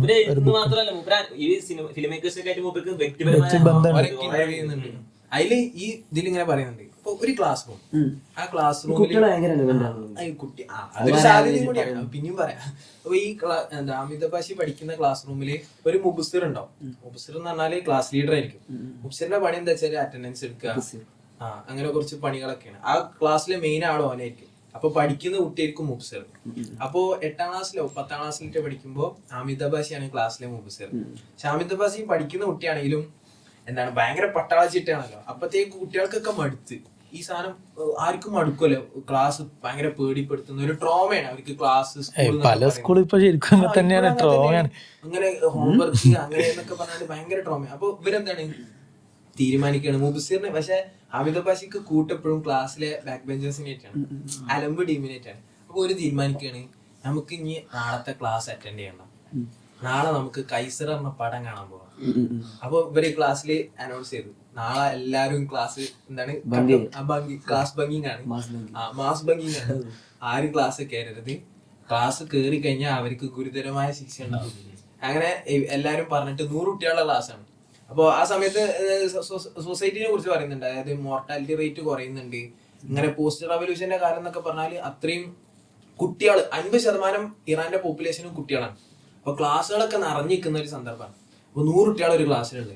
അങ്ങനെ ഇവര് പറഞ്ഞ് ഭീഷണിപ്പെടുത്തിയിട്ട് പിറ്റേന്ന് ക്ലാസ് ബങ്ക് ചെയ്തിട്ട് 100ൽ 20 ആള് ക്ലാസ്സിലേക്ക് വരും. സ്വാഭാവികമായിട്ടും അവര് പടം കഴിഞ്ഞതിന് ശേഷം ക്ലാസ്സിലേക്ക് തിരിച്ചു വന്നു, ശിക്ഷിച്ച് അങ്ങനെ അവര് മുബസിറിന് പുറത്താക്കി. ക്ലാസ് ലീഡർ അവന്റെ ഒരു ശത്രുവിനെ ക്ലാസ് ലീഡർ ആക്കി എന്നൊക്കെ പറഞ്ഞാൽ ഇങ്ങനെ പറയുന്നുണ്ട്. അപ്പൊ അവിടുത്തെ ഒരു ക്ലാസ് അല്ലെങ്കിൽ കുട്ടികളുടെ ഒരു ജീവിതം എന്നൊക്കെ പറഞ്ഞ അങ്ങനെ ആ ഫിലിമില് അത് നമ്മളിങ്ങനെ കൃത്യമായിട്ട് കാണാൻ കഴിയും. എന്നുവെച്ചാല് ഈ കഥ എന്താന്ന് വെച്ചാല് ഈ കുട്ടി ഓലെ അതിലിങ്ങനെ പറയുന്നുണ്ട്, അതായത് കുട്ടികൾ ഭയങ്കര സ്ട്രിക്റ്റ് ആണ്, ക്ലാസ്സിൽ ഹോംവർക്ക് എഴുതിയില്ലേ ഭയങ്കര പ്രശ്നമാണ്. എന്നാൽ ഇങ്ങനെയൊക്കെ പറയുമ്പോഴും കുട്ടികൾ തമ്മിലൊരു പരിചയമില്ല.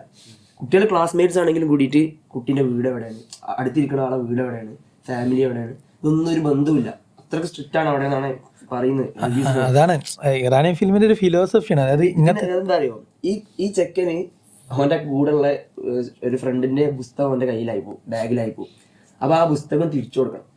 എന്തിനാ ശരിക്കും നാളെ വരുമ്പോ അല്ലെ എന്തെങ്കിലും ചെയ്താൽ മതി. പക്ഷെ അവന്റെ മനസ്സിലുള്ള പ്രശ്നം എന്താണെന്ന് വെച്ചാൽ ഇതെങ്ങാനും കൊണ്ടുകൊടുക്കാൻ മറന്നുപോയി കഴിഞ്ഞാൽ അവന്റെ ഫ്രണ്ട് നാളെ ക്ലാസ് വരുമ്പോൾ നല്ല ശിക്ഷ അനുഭവിക്കേണ്ടി വരും. ഹോംവർക്ക് ചെയ്തിട്ട് വലിയ പ്രശ്നമാണ്. നമ്മൾ ചാണ എന്താ ചെയ്യുക, ഫസ്റ്റ് നമ്മൾ എന്ത് ചെയ്യും, വീട്ടിൽ പോയിട്ട് നമ്മൾ ആ ഹോംവർക്ക് ചെയ്യും.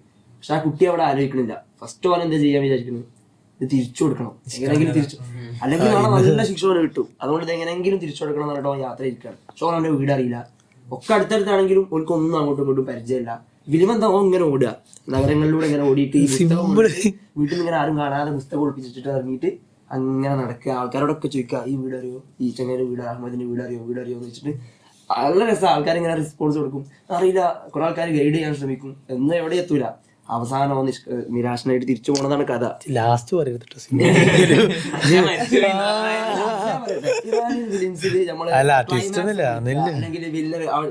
അതൊരു ഫീലിംഗ് ആണ് ഇങ്ങനെ കാണാനുള്ളത്. നമ്മള് സിനിമകൾ കണ്ടിട്ട് അനുഭവം ഉണ്ടാവില്ല, ഈ സിനിമയിൽ ഞാൻ പറയാണ് ക്ലൈമാക്സ് പൊളിക്കുന്നത്. ക്ലൈമാക്സ് കണ്ടോണ്ടിരിക്കുക. ചില സിനിമ ഹാപ്പി എൻഡിങ്സ് വേണമെന്ന് പറഞ്ഞിട്ട് ഒരു നമ്മൾ ആഗ്രഹിക്കുന്നത്, പ്രേക്ഷകൻ എന്താണ് ആഗ്രഹിക്കുന്നത് അത് കൊടുക്കണം, അങ്ങനെ ഒരു എൻഡിങ് കൊടുക്കണം എന്ന് പറഞ്ഞിട്ട് നമ്മളെ സാധാരണ ഫിക്ഷണൽ മൂവീസിൽ അങ്ങനെ ചെയ്യും. ശരിക്കും ജീവിത യാഥാർത്ഥ്യമായിട്ട് ഒരു ബന്ധം ഉണ്ടാവില്ല, അതിന് അങ്ങനെ സംഭവിക്കാൻ സാധ്യത ഉണ്ടാവില്ല. പക്ഷെ അങ്ങനെ നോക്കുകയാണെങ്കിൽ എന്ന് പറഞ്ഞിട്ട് 2001 ഇറങ്ങിയ സിനിമയാണ്, മാജിദ് മജീദ് ഡയറക്ടർ. അതായത് ഞാൻ നേരത്തെ പറഞ്ഞ ഡയസ്പോറിക് ഫിലിം മേക്കിംഗ് എന്നാണ് മൂപ്പരുടെ ഏരിയ. അതായത് പ്രശ്നങ്ങളുണ്ട്, കൊളനൈസേഷൻ ആണ്, അതുപോലെ തന്നെ അഫ്ഗാനിസ്ഥാൻ പ്രശ്നമുണ്ട്, സോവിയറ്റ്, പിന്നെ ഇതേപോലെ ഇറാനിൽ ആഭ്യന്തര യുദ്ധം നടക്കുകയാണ്. അപ്പൊ അഫ്ഗാൻ 80 കാലഘട്ടത്തിലാണ് കുറെ പേര് 15 ലക്ഷത്തോളം ആളുകൾ ഇങ്ങോട്ട് പലായനം ചെയ്തു അഫ്ഗാനിസ്ഥാനിൽ. അപ്പോ ഇത് ഈ സിനിമയുടെ പശ്ചാത്തലം പറയുന്നു. അതായത് അങ്ങനെ വരുന്ന സമയത്ത് ഇറാനിൽ ഓൾറെഡി ഇതില്ല, എന്താണ്, ജോലിക്ഷാമമാണ്, വേതനം കുറവാണ് ആളുകൾക്ക്. പക്ഷെ ഈ അഭയാർത്ഥികളെ കൂടെ ഇവർക്ക് അക്കോമഡേറ്റ് ചെയ്യണം. അപ്പൊ അതിന്റെ കൂട്ടത്തിൽ എന്ത് ചെയ്യും, ഇവര് ഈ വരുന്ന അഭയാർത്ഥികൾ തുച്ഛമായ വേതനത്തിന് ജോലി ചെയ്യാൻ തയ്യാറാവാണ്. അപ്പൊ ഇവിടെ ഉള്ളവരുടെ തന്നെ അവസ്ഥ ഭയങ്കര മോശമാണ്. അപ്പൊ ഇങ്ങനെ ഒരു സാഹചര്യത്തിലാണ് ഈ സിനിമ സംഭവിക്കുന്നത്. ഇങ്ങനെ ഒരു പശ്ചാത്തലത്തിൽ ബറാൻ എന്ന് പറഞ്ഞു കഴിഞ്ഞാൽ, ബറാൻ എന്ന പടത്തിന്റെ പേര്. അപ്പോ ഇവിടെ ഒരു കെട്ടിട നിർമ്മാതാവ്, ഒരു കോൺട്രാക്ടർ ഉണ്ട്. ഇയാള് ഇങ്ങനെയുള്ളവർക്ക് പണി കൊടുക്കും. പക്ഷെ അതായത് ഇങ്ങനെ ഇത് കൂടുന്ന സമയത്ത് അഫ്ഗാനിസ്ഥാനിൽ വരുന്ന അഭയാർത്ഥികൾക്ക് പണി കൊടുക്കുന്ന സമയത്ത് ഇറാനിലുള്ള പൗരന്മാർക്ക് പ്രശ്നമാണല്ലോ. ഇത് ഭയങ്കര പ്രശ്നമായി, ഇവരോട് അസഹിഷ്ണുതയായി. അപ്പൊ ഒരു നിയമം വന്നു, അതായത് അഫ്ഗാനിൽ നിന്ന് വന്ന അഭയാർത്ഥികൾക്ക് ജോലി കൊടുക്കരുത്, അങ്ങനെ ഒരു നിയമം. കൊടുത്തു കഴിഞ്ഞാൽ അത് നിയമലംഘനമാണ്. പക്ഷെ ഈ കോൺട്രാക്ടർ എന്ത് ചെയ്ത് ഇങ്ങനെയുള്ളവർക്ക് ജോലി കൊടുത്തു. ഇയാളുടെ സൈറ്റില് നിയമലംഘനമാണ്, പക്ഷെ ഇയാൾ കൊടുക്കും. അങ്ങനെ ഇയാളൊരു പരിഗണന, അങ്ങനത്തെ ഒരു മനുഷ്യനാണ്. അപ്പൊ ഇയാളുടെ സൈറ്റിൽ നിന്ന് ഒരിക്കൽ വെട്ടുന്ന ഒരു മനുഷ്യൻ മരിക്കും, ഒരു ക്യാരക്ടർ. ഇയാൾ മരിച്ചു കഴിഞ്ഞപ്പോ മരിക്കില്ല, ഇയാള് കിടപ്പിലോ, കെട്ടിടത്തിൽ നിന്ന് വീണിട്ട് അങ്ങനെ ഇയാൾ ഹോസ്പിറ്റലിൽ, ഇയാളുടെ കുടുംബത്തെ ആകെ പട്ടിനാണ്. ഇയാൾ ഒരാളേ ഉള്ളൂ, അഭയാർത്ഥികളാണ്, ആകെ ഒരു മനുഷ്യനാണ് ഉണ്ടായിരുന്നത് കുടുംബം പോറ്റാൻ. പക്ഷെ ഇയാള് ഇങ്ങനെ ആയി. അപ്പൊ എന്ത് ചെയ്യുന്ന വെച്ച് കഴിഞ്ഞാല്, ഈ വീണ് കിടക്കുന്ന മനുഷ്യന്റെ, സുൽത്താൻ എന്നാണ് അയാളുടെ കൂട്ടുകാരന്റെ പേര്, ഇയാളുടെ മോളെ പണിക്കയക്കും, ആൺവേഷം കെട്ടിച്ചിട്ട്. അതാണ് കഥ. അപ്പൊ ഈ ലത്തീഫ് എന്ന് പറഞ്ഞൊരു ക്യാരക്ടർ ഉണ്ട്, ഈ കോൺട്രാക്ടറിന്റെ ഒരു കൂട്ടുകാരന്റെ മോനെ. ഇവനാണ് ഇവിടെ പാചകം ചെയ്യുക, ഭക്ഷണം, അങ്ങനത്തെ പരിപാടി, ചെറിയ പരിപാടിയൊക്കെ ചെയ്യുന്നത് ആ സൈറ്റിൽ. അപ്പോ ഇവന് ഈ ബറാൻ എന്ന് പറഞ്ഞ പേര് മാറ്റിയിട്ട് വരിക. ശരിക്കും അവളുടെ റഹ്മത്ത് എന്ന പേര്, ഈ വീണ ആളുടെ കുട്ടീന്റെ പേര് റഹ്മത്ത് എന്ന, പെൺകുട്ടിയാ. ഇവളെ ആൺവേഷം കെട്ടിച്ചിട്ട് ഈ സൈറ്റിലേക്ക് കൊണ്ടുവരാൻ. ഇവർക്ക് സിമെന്റ് ചാക്ക് പൊക്കാനും കഴിയില്ല, പെൺകുട്ടിയാണല്ലോ. അപ്പൊ ഇത് കണ്ടപ്പോ ഈ കോൺട്രാക്ടർ എന്ത് ചെയ്ത് ഇവളെ ഈ ലത്തീഫിന്റെ പണി ഏൽപ്പിച്ചു. ലത്തീഫ് കുക്ക് ചെയ്യുക, അങ്ങനത്തെ പരിപാടി ആയിരുന്നു. പെൺകുട്ടി ആയതുകൊണ്ട് ആൾക്ക് അത് കുറച്ചുകൂടി ചെയ്യാൻ കഴിയും. അങ്ങനെ ലത്തീഫിനെ ഈ പണി ഇല്ല, അത് പണിയെടുക്കാൻ കഴിയാണ്ടായപ്പോ ഏൽപ്പിച്ച്. അപ്പോ ലത്തീഫിന് ആകെ എന്തായി, ഇറങ്ങിയാറായി. കാരണം ഇവന്റെ ഉടായിപ്പൊന്നും ഇനി നടക്കില്ല, ഇവന് സുഖമാണ് ഈ പരിപാടി, ഇവർക്ക് ഭക്ഷണം കൊടുത്താൽ മതി, കഠിനുള്ള പണിയൊന്നും എടുക്കണം. അപ്പൊ ഇവൻക്ക് ഈ ബറാനോട്, അതായത് റഹ്മത്തിനോട് ഭയങ്കരമായിട്ട് അരിശം. അതായത് അഭയാർത്ഥികൾ വന്നിട്ട് നമ്മുടെ പണി ഇങ്ങനെ ആയിരിക്കും കൊണ്ട് ഇവളോട് ഭയങ്കര ദേഷ്യം. അങ്ങനെ ഇവൻ പ്രകടിപ്പിക്കും അത്. അങ്ങനെ കുറച്ച് കഴിഞ്ഞപ്പോ ഇതിങ്ങനെ വളർന്നു വന്ന സമയത്ത് ഇവള് അടുക്കളയിൽ പണിയെടുക്കും. അതായത് ഈ സൈറ്റിലുള്ള ആളുകൾക്കൊക്കെ ഇവളെ ഭയങ്കര ഇഷ്ടമാണ്. കാരണം ഇവള് നന്നായി കുക്ക് ചെയ്യും, നല്ല ഭക്ഷണം കിട്ടാൻ തുടങ്ങി, മറ്റൊരു ഉടായ്പല്ല അപ്പൊ. അപ്പൊ ഇവനിക്ക് ഭയങ്കര ദേഷ്യമായി. അങ്ങനെ ഒരു ദിവസം ഇവിടെ അടുക്കളയിൽ ഇങ്ങനെ എന്തോ ചെയ്യുന്ന സമയത്ത്, ഡ്രസ്സ് മാറുന്ന സമയത്ത് ഇവൻ കണ്ടുപിടിച്ചു പെൺകുട്ടിയാന്ന് ഇവന് മനസ്സിലാവും. അതോടുകൂടി ആകെ മാറും, ഇവൻ ആകെ സങ്കടമാവും. പ്രശ്നം അതായത് ഈ കുടുംബം എന്ന് പറഞ്ഞാൽ ഈ കുടുംബത്തിനെ പോറ്റാൻ വേണ്ടിട്ട് ഇവിടെ ആൺവേഷം കെട്ടിയിട്ട് പണിയെടുക്കുക, ആ ഒരു കോൺഫ്ലിക്റ്റ് ഉണ്ടല്ലോ. ഇതൊക്കെ എന്താ, ഇതൊക്കെ റിയാലിറ്റിയാണ്, അവിടെ നടക്കുന്ന സംഭവങ്ങളാണ്. കുട്ടികളുടെ പ്രശ്നമാണ്, സാമൂഹിക പ്രശ്നമാണ്, അഭയാർത്ഥികളുടെ പ്രശ്നമാണ്. അപ്പൊ അങ്ങനെ ഇവൾക്ക് ഈ മറ്റേ ലത്തീഫ് എന്ന് പറയുന്നവർക്ക് ഈ കുട്ടിയോട് ഭയങ്കരമായിട്ട് അനുകമ്പ തോന്നും. അത് പ്രണയമായിട്ട് വളരും. പക്ഷെ ഇവർക്ക് എന്ത് ചെയ്യാൻ പറ്റില്ല, പരസ്യമായിട്ട് പ്രേമിക്കാൻ കഴിയില്ല, റൊമാൻസ് ചെയ്യാൻ കഴിയില്ല. ഒന്നാമത്തത് അങ്ങനത്തെ ഇന്റിമസി സാധനം ഇറാനി സിനിമയിൽ അനുവദിക്കില്ല. പിന്നെ അങ്ങനെ ഇവർക്ക് അവളോട് ഭയങ്കരമായിട്ട് താല്പര്യം തോന്നും. പിന്നെ വേറൊരു ഘട്ടത്തിൽ ഇവര് തമ്മിൽ കണ്ടുമുട്ടുന്നതോടുകൂടിയാണ് സിനിമ അവസാനിക്കുന്നത്. അപ്പൊ ഭയങ്കര റിയാലിറ്റി ഉള്ള. ഇപ്പൊ നേരത്തെ ഈ പറഞ്ഞില്ലേ ഈ കുട്ടികള്, ഇപ്പൊ ഞാൻ അങ്ങനെ ആലോചിച്ചു എന്തുകൊണ്ടാണ് ഇറാനിയൻ സിനിമയിൽ ഇത്രയും കുട്ടികളെ ഞാൻ വേറൊരു സിനിമ പറയുമ്പോ നമ്മള് ഫസ്റ്റ് ഇറാനിയൻ ഫിലിം എന്ന് പറയുമ്പോ മാജിദ് മജീദിന്റെ ചിൽഡ്രൻസ് ഓഫ് ഹെവൻത്തെ അലിന്റെ മുഖം, ആ ഒരു ഫേസ് ആണ് ഫസ്റ്റ് വരിക. പിന്നെ സോങ് ഓഫ് സ്പാരോത്തെ കുറച്ച് മീനുകള്, അതിലത്തെ കുട്ടികള്, അതാണ് ഫസ്റ്റ് വരിക ഫേസ്. ഇപ്പൊ പിന്നെ എല്ലാവർക്കും അറിയുന്ന ഒരു സെപ്പറേഷൻ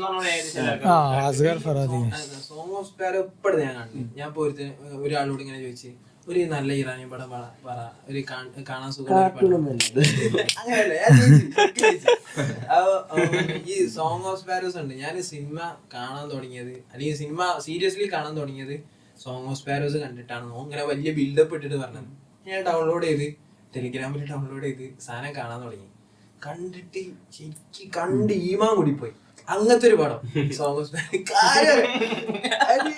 അതില് ചെറിയ സാധനങ്ങളായിരിക്കും, അവരുടെ ക്യാരക്ടേഴ്സിന്റെ ചെറിയ ചെറിയ സംഭവങ്ങളായിരിക്കും, അതിൽ അവരെടുക്കുന്ന തീരുമാനങ്ങൾ, അവരുടെ മൈൻഡിൽ ഉണ്ടാകുന്ന കോൺഫ്ലിക്റ്റ്. ഇപ്പൊ ഒരു സിനിമ കാണുമ്പോൾ അതിൽ കോൺഫ്ലിക്റ്റ് ഉണ്ടാവുക ക്യാരക്ടേഴ്സ് തമ്മിലായിരിക്കും. പക്ഷെ ഇറാനിയൻ സിനിമകളിൽ ചിലത് എനിക്ക് കാണുമ്പോൾ ചിലത് കാണുമ്പോ എനിക്ക് തോന്നി കോൺഫ്ലിക്റ്റ് നമ്മക്ക് ഉണ്ടാവുക, നമുക്ക് എവിടെ നിക്കാൻ കഴിയില്ല. ഒരു ഹീറോ ഉണ്ടാവില്ല, ഒരു വില്ലനും ഉണ്ടാവില്ല.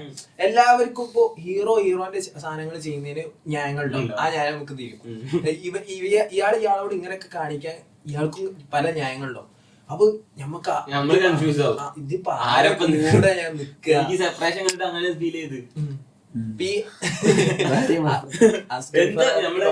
അസ്ഗർ ഫറാദിന്റെ എല്ലാ പടങ്ങളും ഏകദേശം ഇപ്പൊ ഈ ഹീറോ ആണെങ്കിലും സെപ്പറേഷൻ ആവട്ടും ഈ സെപ്പറേഷനിലാണ് ഞാൻ ആദ്യമായിട്ട്, അതായത് ഇവരെ അഭിനയിക്കല്ലാതെ തോന്നിപ്പോയത്. നമ്മളെ ഫിലിം കാണുമ്പോൾ നമുക്ക് അഭിനയിക്കാന്നുള്ള കൃത്യമായ ധാരണ ഉണ്ടാവും. എത്ര നല്ലോണം അഭിനയിക്കുന്ന ആളാണെങ്കിലും അഭിനയിക്കാൻ നമ്മൾ പറയും. പക്ഷെ സെപ്പറേഷൻ ഉണ്ട്. അതിന് മുമ്പ് ചിൽഡ്രൻ ഓഫ് ഫേം കണ്ടപ്പോൾ നമുക്ക് അങ്ങനെ ആലോചിച്ചില്ല, ആലോചിച്ചില്ല. പിന്നെ തോന്നി ഇതൊക്കെ അങ്ങനെ തന്നെയാണല്ലോ. പക്ഷെ സെപ്പറേഷൻ കണ്ടപ്പോഴാണ് ആദ്യം എനിക്ക് ഫീൽ ചെയ്തത് ആ വാപ്പനെ കെയർ ചെയ്യുന്ന രംഗങ്ങള്. അതിലോന് ഒരുപാട് രംഗങ്ങൾ, സംഭാഷണങ്ങൾ,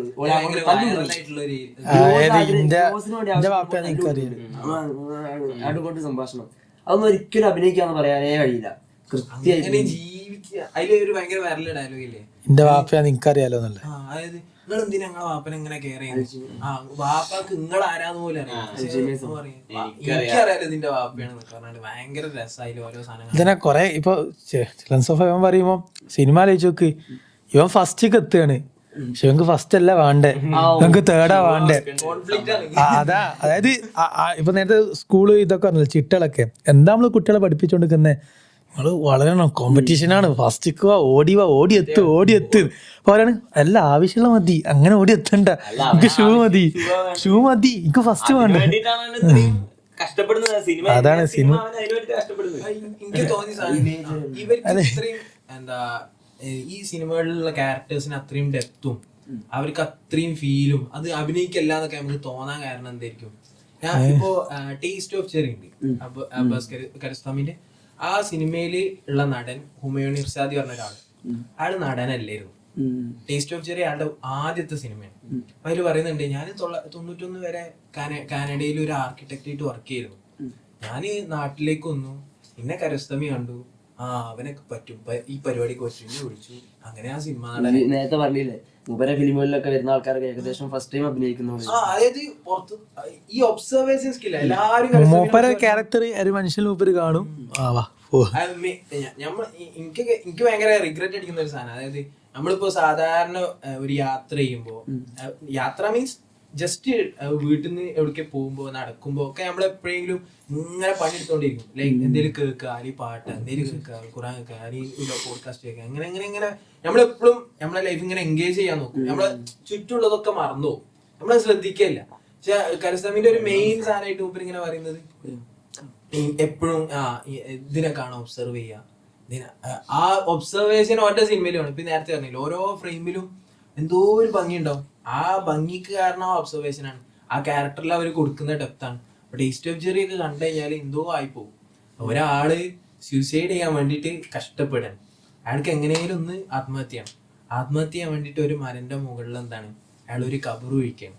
എന്നിട്ട് സ്ലീപ്പിംഗ് പീൽസ് ഒക്കെ കുടിച്ചിട്ട് അന്ന് രാത്രി അയാൾ അവിടെ പോയി കിടക്കും. അപ്പൊ ആരെങ്കിലും ഒരാളെ ഏൽപ്പിക്കണം, എന്ത് ഈ രാവിലെ വന്നിട്ട് ഈ കബറ് കുഴിച്ചു മൂടണം. അപ്പൊ ഉറക്കത്തിലാവുമ്പോ അറിയൂലല്ലോ, അങ്ങനെ ആ കബറിൽ എടുത്ത് മരിക്കണം. അയാൾക്ക് ജീവിതം മടുത്തിട്ടുണ്ട്. അപ്പൊ അതിനു വേണ്ടി ഒരാളെ തേടി ഇറങ്ങണം.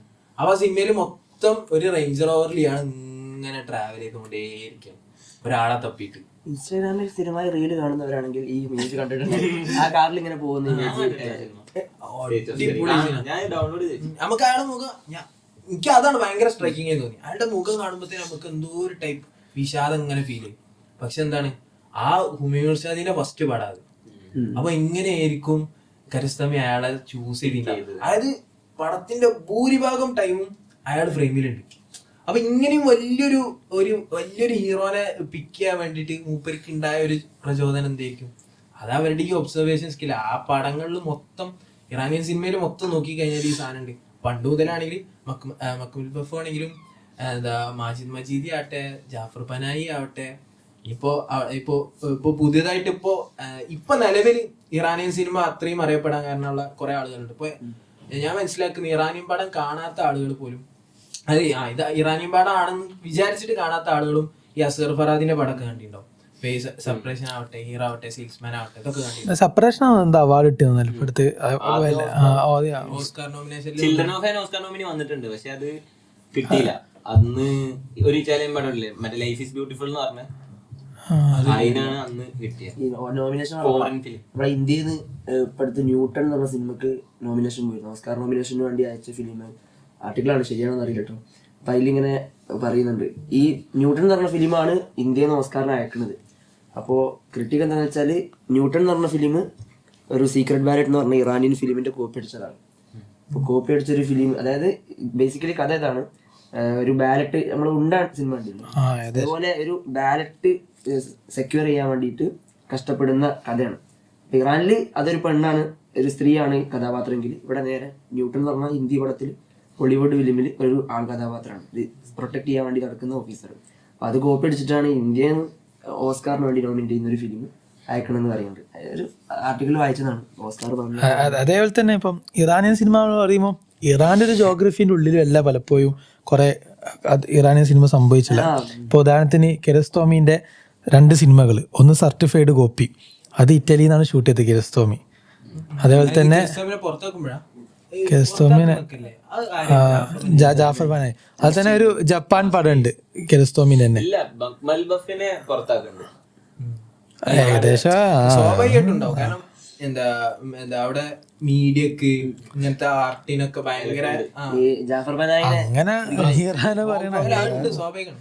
റാങ്കിങ് ലിസ്റ്റിലൊക്കെ വളരെ ബാക്കിലാണ് ഇറാനിൽ. ഒരു എയർപോർട്ടിൽ നിന്ന് മൂപ്പരെ അറസ്റ്റ് ചെയ്യുന്നുണ്ട്, ഹാൻഡ് കഫ് ചെയ്തിട്ട് വളരെ ക്രൂരമായിട്ട്. മൂപ്പർക്ക് ഫിംഗർ പ്രിന്റ് അടിച്ച് എന്തോ ഒരു കേസിൽ മൂപ്പർക്ക് ഇത് ഭയങ്കര ഇറിറ്റേഷൻ ആയിട്ട് തോന്നിയിട്ട് മൂപ്പര് സമ്മതിക്കണില്ല, പറ്റില്ല എന്ന് പറയുന്നുണ്ട്. അപ്പൊ മൂപ്പരെ ഒരു എയർപോർട്ടിൽ വെച്ചിട്ട് മൂപ്പര് ഒതന്റിക്കേഷന്റെ ഭാഗമായിട്ട് നിരന്തരം ഇങ്ങനെ ചെയ്യിപ്പിച്ചപ്പോൾ മൂപ്പർക്ക് ഇടങ്ങാറായിട്ട് മൂപ്പര് നിരസിക്കുന്നുണ്ട്, പറ്റില്ല എന്ന് പറയുമ്പോൾ അപ്പൊ തന്നെ ഹാൻഡ് കഫ് ചെയ്തിട്ട് ഇങ്ങനെ ഒരു പേടിപ്പെടുത്തുന്ന രീതിയിൽ മൂപ്പരെ ട്രീറ്റ് ചെയ്യാം.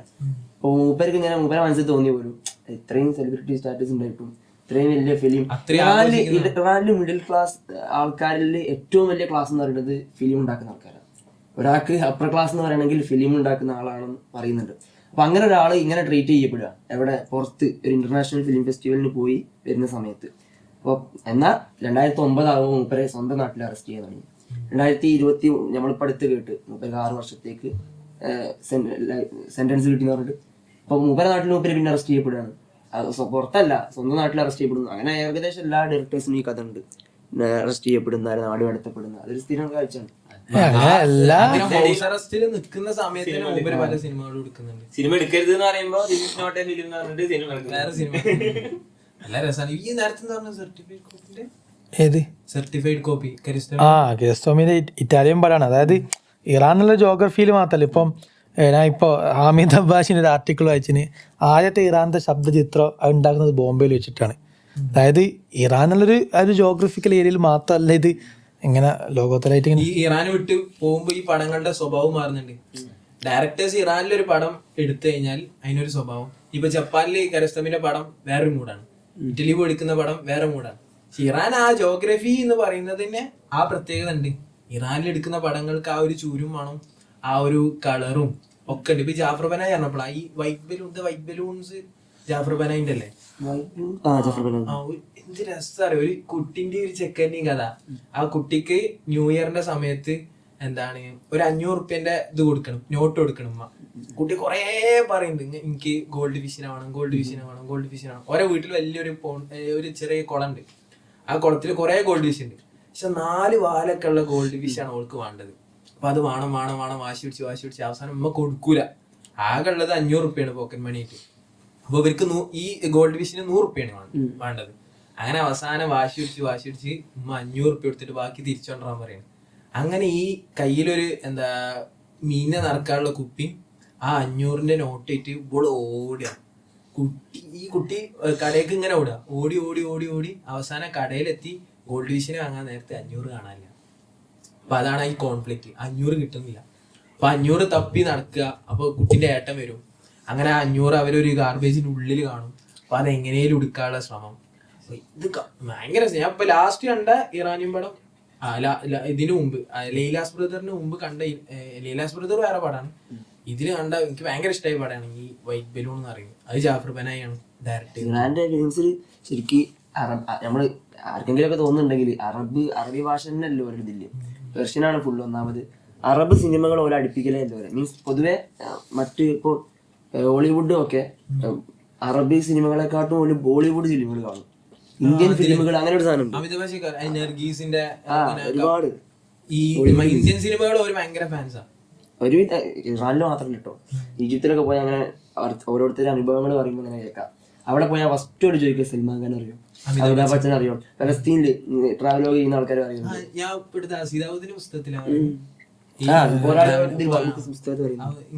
നമ്മള് ഇന്ത്യക്കാരനാന്ന് പറയുമ്പോ ആദ്യം ചോദിക്കതാ അമിതാഭ് ബച്ചൻ. അല്ല, ഞാൻ ആദ്യം വെച്ചിട്ട് ഓവറായിട്ട് പറയാന്ന് വിചാരിച്ചു.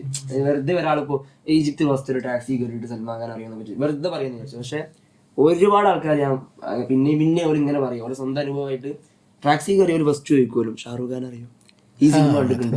ടാക്സി എന്ന് പറഞ്ഞിട്ട് ജാഫർ ബനായിന്റെ ഒരുപാടുണ്ട്, അത് നീ കാണണം, ഡൗൺലോഡ് ചെയ്ത് വെച്ച് ആ ഡാഷ്ബോർഡിൽ ക്യാമറ വെച്ചിട്ട് പടക്ക് ഈ മൂടാ എല്ലാം ഇങ്ങനെ പടം എടുക്കുന്നതിനെ കുറിച്ച് പടം എടുക്കുക. ആ ഒരു ഫിലോസഫിയാണ്, അതായത് ഒരു ക്രിറ്റിക് വിമർശിക്കാൻ. കരസമിന്റെ ഇങ്ങനെ ഒരു സാധനം പറയില്ലേ, എത്രത്തോളം ശരിയറിയില്ല. ഇത് സിനിമ അല്ലാന്ന് അറിയിക്കാൻ വേണ്ടിട്ട് റിയൽ അല്ല, ഇത് സിനിമയാണെന്ന് മെയിൻ കൺസെപ്റ്റ് ആണ്. എന്താണ് സിനിമ, റിയൽ ആണോ അതോ കൺസ്ട്രക്റ്റഡ് റിയാലിറ്റി ആണോ? ഇങ്ങനെ പറഞ്ഞാൽ ഈ സിനിമേന്റെ തിയോളജി ചർച്ച ചെയ്യുമ്പോൾ ഭയങ്കരമായിട്ട് അതിൽ ഇങ്ങനെ പറയുന്ന ഒരു സാധനം. ഇത് റിയൽ അല്ലാന്ന് ഓരന്നെ ഇങ്ങനെ കാണിച്ചോട്ടെ. ഇപ്പൊ ഈ പടം കരസ്വാമിന്റെ പടം ഉണ്ട്, എന്തിനാ പടത്തിന്റെ പേര്, ടേസ്റ്റ് ഓഫ് ചെറിയിൽ തന്നെ എല്ലാ പടം കഴിഞ്ഞിട്ട് ഒരു BTS പോലെ കാണിക്കും. നമ്മളതിങ്ങനെ അത്രയും നേരം ഇയാൾക്ക് ഇത്രയും സൂസൈഡ് അറ്റംപ്റ്റ് ഉണ്ടല്ലോ, എങ്ങനെ എങ്ങനെ എങ്ങനെ എങ്ങനെ ആ പടം ഇങ്ങനെ കണ്ട് ലാസ്റ്റ് എന്ത് ചെയ്യും, ആ പടത്തിന്റെ BTS ആയിട്ട് കാണിക്കും പടം കഴിയുന്നതിന്റെ മുമ്പ് തന്നെ. അപ്പൊ അപ്പഴേ നമുക്ക് സിനിമയാണ് ഓരോന്നെ നമ്മളതിന്റെ പുറത്ത് കണ്ട് ചാടിപ്പിക്കും. എന്താണ് റിയല്, എന്താ ഇപ്പൊ എന്താ മക്മൽ ബഫിന്റെ ജീവിതം നേരത്തെ പറഞ്ഞ ക്ലോസപ്പ് ഇല്ലേ, ക്ലോസപ്പ് പടം എങ്ങനെയാണ്, അതായത് ഒരാള് അയാള് മക്മൽ ബഫ് ആണെന്ന് അഭിനയിക്കുക, എന്നിട്ട് ആ അഭിനയിച്ച ആളെ പിടിച്ചു ആര്യ കരസ്ഥമി, എന്നിട്ട് ആ പിടിച്ച ആളുടെ ജീവിതമാണ് ആ സിനിമ. അപ്പൊ അയാളുടെ പിന്നാലെ ക്യാമറ ഒരു വണ്ടിയിലിട്ടിട്ട് ക്യാമറയിൽ ഇങ്ങനെ പോവുക, അയാൾ ഇങ്ങനെ ഒരു ഭയങ്കര ഫേമസ് ഭയങ്കര വൈറലാണ് പോകുന്ന സാധനം. അതായത് നമ്മളിപ്പം ബഷീറിനെ പറ്റി മുമ്പ് പറഞ്ഞില്ല, ബഷീറിന്റെ പല ഫിലോസഫി നമുക്ക് അതേപോലെ തന്നെ കിരോസ്തോമിനെ പറയുന്നത്. അതായത് കിരോസ്തോമിന്റെ ചില ഫിലോസഫി ഒക്കെ എന്ന് പറഞ്ഞാൽ അത്രക്കും ടോപ്പാണ്. ഇപ്പൊ ക്ലോസപ്പ് ആണെങ്കിലും ഇൻഡിവിജ്വൽ കേരിയസ് ആണെങ്കിലും സർട്ടിഫൈഡ് കോപ്പി ആണെങ്കിലും ഇതിലൊക്കെ ഈ കിരോസ്തോമി പറയാൻ ഉദ്ദേശിക്കുന്ന സാധനത്ത് സത്യം, ട്രൂത്ത്, എന്താണ് ട്രൂത്ത്, ഇതെങ്ങനെയാണ് കണ്ടെത്തുക, അങ്ങനെ കളവ് പറഞ്ഞു നോക്കുകയാണ്. ഇപ്പോൾ ഇൻഡിവിജ്വൽ കേരിയസ് എന്ന് പറഞ്ഞാൽ ആ ഗ്രാമത്തിൽ സത്യം മനസ്സിലാക്കണിട്ട് 4 ജേർണലിസ്റ്റുകൾ എൻജിനീയർ ആയിട്ട് എന്തെയാണ് അവിടേക്ക് പോവാണ്, എന്നിട്ട് കളവ് പറഞ്ഞു നോക്കുകയാണ്, പറ്റില്ല. പിന്നെ ഇമിറ്റേറ്റ് ചെയ്ത് നോക്കുകയാണ്, മക്മൽ ബഫായിട്ട് ഇമിറ്റേറ്റ് ചെയ്ത് നോക്കുകയാണ് ഇതിൻ്റെ സത്യം അറിയേണ്ടിയിട്ട്. അപ്പോൾ ട്രൂത്ത് എങ്ങനെ മനസ്സിലാക്കാം, ഇങ്ങനത്തെ കുറേ ടൈപ്പ് ഓഫ് ഫിലോസഫി. നേരത്തെ പറഞ്ഞാൽ കാഴ്ച, എന്താണ് കാഴ്ച, അങ്ങനെ കുറേ അന്വേഷണങ്ങൾ. ഇപ്പം കിരോസ്തോമിൻ്റെ ഈ ഒരു ഫിലോസഫിക്കൽ തോര നമുക്ക് ഡിഫൈൻ ചെയ്യാൻ പറഞ്ഞു തരാൻ പറ്റില്ല. ഇത് വെച്ചിട്ട് ലെജൻഡാണ് കിരോസ്തോമി, നമുക്കിങ്ങനെ റെഡ്യൂസ് ചെയ്യാൻ പറ്റൂല പറഞ്ഞിട്ട് അത് അതുകൊണ്ടാണെന്നൊക്കെ കണ്ടിട്ട്. ചിൽഡ്രൻ എന്ന് പറഞ്ഞിട്ട് ഒരു സിനിമ ഉണ്ട്, മജീദ് ഞാൻ ഈ സിനിമ ശരിക്കും മുമ്പ് എപ്പോഴോ സ്ക്രോൾ ചെയ്ത സമയത്ത് ഇങ്ങനെ ഇത് കണ്ടതാ. മജീദിന്റെ ഒന്നും അറിയില്ല, പക്ഷെ ഞാൻ കണ്ടിട്ടുണ്ടായിരുന്നു. പക്ഷെ നമ്മൾ ഈ അടുത്ത് ഇത് പറഞ്ഞപ്പോ റെഫർ ചെയ്യാൻ തുടങ്ങിയപ്പോ മജീദിന്റെ പടം നോക്കിയപ്പോ അതിൽ സൺ ചിൽഡ്രൻ കണ്ടു. അപ്പൊ ഞാൻ കണ്ടിട്ടില്ല സിനിമ. എന്നിട്ട് ഒന്നുകൂടെ അതിന്റെ കഥ എന്താണെന്ന് നോക്കി. അതായത് 3 കുട്ടികളുടെ കഥയാണ്. ഇവന്മാര്, അതായത് നമ്മള് പറയില്ലേ തെരുവിൽ ഇങ്ങനെ ജീവിക്കുന്നവരുടെ കഥ, കുട്ടികൾ ഈ അഭയാർത്ഥിത്വത്തിന്റെ ഒക്കെ പ്രശ്നങ്ങളൊക്കെ കാരണം അങ്ങനെ ജീവിക്കുന്ന 4 കുട്ടികളാണ്. അപ്പൊ ഇതിലെ ഒരു മെയിൻ ക്യാരക്ടർ ഉണ്ട്, അതിന്റെ പേര് ഓർമ്മയില്ല. ഇവനാണ് ഇതില് മെയിൻ. ബാക്കിയുള്ളവരെ കൂട്ടിയിട്ട് ഇവനെ പൊക്കും. അടുത്ത മെയിൻ ഡോൺ എന്ന് പറഞ്ഞിട്ട് ഇവൻ ആ വീട്ടിൽ നിന്ന് എന്തോ പ്രാവിനെ എന്തോ മോഷ്ടിച്ച്. ഈ ഡോണിന്റെ വീട്ടിൽ കുറെ പ്രാവുണ്ട്. ഇവനെ പിടിച്ചപ്പോ ഇവനാകെ പേടിച്ചിട്ട് പ്രാവായിട്ട് പോകും. എന്നിട്ട് പ്രാവ് തിരിച്ചു കൊടുക്കാൻ പോവുക. അപ്പൊ ഇയാള് പ്രാവ് വേണ്ട, ഇവിടുത്തെ സ്കൂളിലൊരു നിധിയുണ്ട്, അത് എടുക്കാൻ ഞാൻ സഹായിക്കണം എന്ന് പറഞ്ഞിട്ട് ഇനി സ്കൂളിലൊക്കെ ചേർത്ത് തരാൻ പറഞ്ഞിട്ട് സ്കൂളിൽ ചേരണം പോയിട്ട്, എന്നിട്ട് അതിൻ്റെ ഉള്ളിൽ നിധി തുരന്നെടുക്കണം. അതിൻ്റെ ഉള്ളില് ഇതിനെ ഏൽപ്പിക്കണം ഇവനെ. അതായത് ഇവനെ അതിന് കഴിയും എന്ന് പറഞ്ഞാൽ കുട്ടിയാണ്, ഇവർക്ക് ചെയ്യാൻ പറ്റില്ല. അങ്ങനെ ഇവര് 3 ആളും കൂടെ സ്കൂളിൽ ചേരാൻ വേണ്ടി പോവുക. ഇതില് ഒരുത്തൻ അഫ്ഗാൻ അഭയാർത്ഥിയ, അവനക്കൊരു പെങ്ങളുണ്ട്. ഇവളുടെ ജോലി എന്ന് പറഞ്ഞാൽ ഈ ചെറിയ ചെറിയ സാധനങ്ങള് റെയിൽവേ മെട്രോ ഇതിലൊക്കെ വിറ്റ് നടക്കല. അത് ഇല്ലീഗലാണത്, അങ്ങനെ ചെയ്യാൻ കഴിയില്ല, പോലീസ് പിടിച്ച പുറത്താക്കും. അപ്പൊ ഇവര് മൂന്നാളും കൂടെ സ്കൂളിൽ ചേരാൻ വേണ്ടി പോയി അടി ഉണ്ടാക്കി. സ്കൂളിൽ ആദ്യം പ്രിൻസിപ്പൾ പറയും ഇപ്പൊ വേക്കൻസി ഇല്ല വിളിക്കാന്ന് പറയുമ്പോ ഇവനക്കാണെങ്കിൽ ഇത് ചെയ്തു തീർക്കണം. നിതിന്റെ ഒരു ഭാഗം കിട്ടിക്കഴിഞ്ഞാൽ അവന്റെ ഉമ്മ ഭ്രാന്തി ഒരു അതാണ് കോൺഫ്ലിക്റ്റ്. ഭ്രാന്തായിട്ട് ഉമ്മാനെ ഇവന് ഇതാക്കണം, സേഫ് ആയിട്ട് ഒരു ഇതിലാക്കണം. അങ്ങനെ ഈ സ്കൂളില് കയറി പറ്റി. വേറൊരു സാറുണ്ട് ഇവരെ സപ്പോർട്ട് ചെയ്യുന്ന. ഇവര് സ്കൂളിൽ പ്രശ്നങ്ങൾ ഉണ്ടാക്കും ഇവര്. കാരണം ഇവരുടെ ക്യാരക്ടർ എന്ന് പറഞ്ഞാൽ ഒരു ഭയങ്കര റൂഡ് ക്യാരക്ടറാണ്. ഇവര് പുറത്തെ കോൺഫ്ലിക്ട്സ് ഒക്കെ ഉള്ളതാണ്. അങ്ങനെ കുറെ പ്രശ്നങ്ങൾ ഉണ്ടാക്കും, ഇവനെ പുറത്താക്കാൻ നോക്കും. ഇവന്റെ കത്തിയൊക്കെ ഉണ്ട്. അങ്ങനെ ഇതിന്റെ ഇടയിൽ കുറെ പ്രശ്നങ്ങൾ നടക്കുന്നുണ്ട്. അവസാനം ഇതിന്റെ ഉള്ളില് ഇവര് അതിന്റെ ഉള്ളിൽ പോയി തുറക്കാൻ തുടങ്ങും. മുകളില് ആരും അറിയാതെ കറണ്ട് കണക്ഷനൊക്കെ ഉള്ളിൽ എടുത്ത് ലൈറ്റ് ഒക്കെ ഇട്ട് ഇവന്മാര് ഒരാൾ പുറത്തുനിന്ന് ആരെങ്കിലും വരുന്നോ നോക്കാൻ വേണ്ടി നിൽക്കും. അങ്ങനെ തുറന്ന് അവസാനം പൈപ്പ് ലൈനിലേക്ക് എത്തും. അതാണ് ഈ സിനിമയുടെ ഏറ്റവും എൻഡിങ് ആണ്. അതായത് നമ്മള് വിചാരിക്കുന്ന, നമ്മളൊരു സിനിമ എന്ന് പറയുമ്പോൾ നമ്മൾ എന്താ വിചാരിക്കാം, നിധി ഇവരുടെ ലൈഫൊക്കെ ഭയങ്കരമായിട്ട് എല്ലാവരുടെ ലൈഫും ഓക്കെ ആവും. അതിന്റെ ഇടയിൽ കൂടെ വേറൊരു പ്രശ്നം വരുന്നുണ്ട്. സ്കൂള് എന്ന് പറഞ്ഞാൽ അവിടെ നടക്കുന്നത് തന്നെ വേറെ ആരുടെയൊക്കെ സ്പോൺസർഷിപ്പ് കൊണ്ടൊക്കെയാ. അപ്പൊ ഇവര് പൈസ കൊടുക്കാത്തത് കൊണ്ട് സ്കൂളിന്റെ പ്രവർത്തനം നിർത്തിക്കാൻ വേണ്ടിയിട്ട് ആളുകൾ വന്ന് സ്കൂൾ പൂട്ടിക്കാൻ പോവാം. അതിന്റെ ഇടയിൽ സ്കൂളിൽ നിന്ന് കുട്ടികളെ പുറത്താക്കുന്നുണ്ട്. കുട്ടികളെല്ലാരും കൂടെ ഗേറ്റ് ചാടി സ്കൂൾ പൂട്ടിയിടും. അപ്പൊ ഇവരെല്ലാരും കൂടെ ഗേറ്റ് ചാടി കടന്ന് സ്കൂളിന്റെ അകത്ത് കയറി പിന്നെ ഒരു പരിപാടിയൊക്കെ സംഘടിപ്പിച്ച് സ്പോൺസറിനെ പിടിക്കാനുള്ള പരിപാടിയൊക്കെ ഇതിന്റെ ഇടയിൽ നടക്കുന്നുണ്ട്.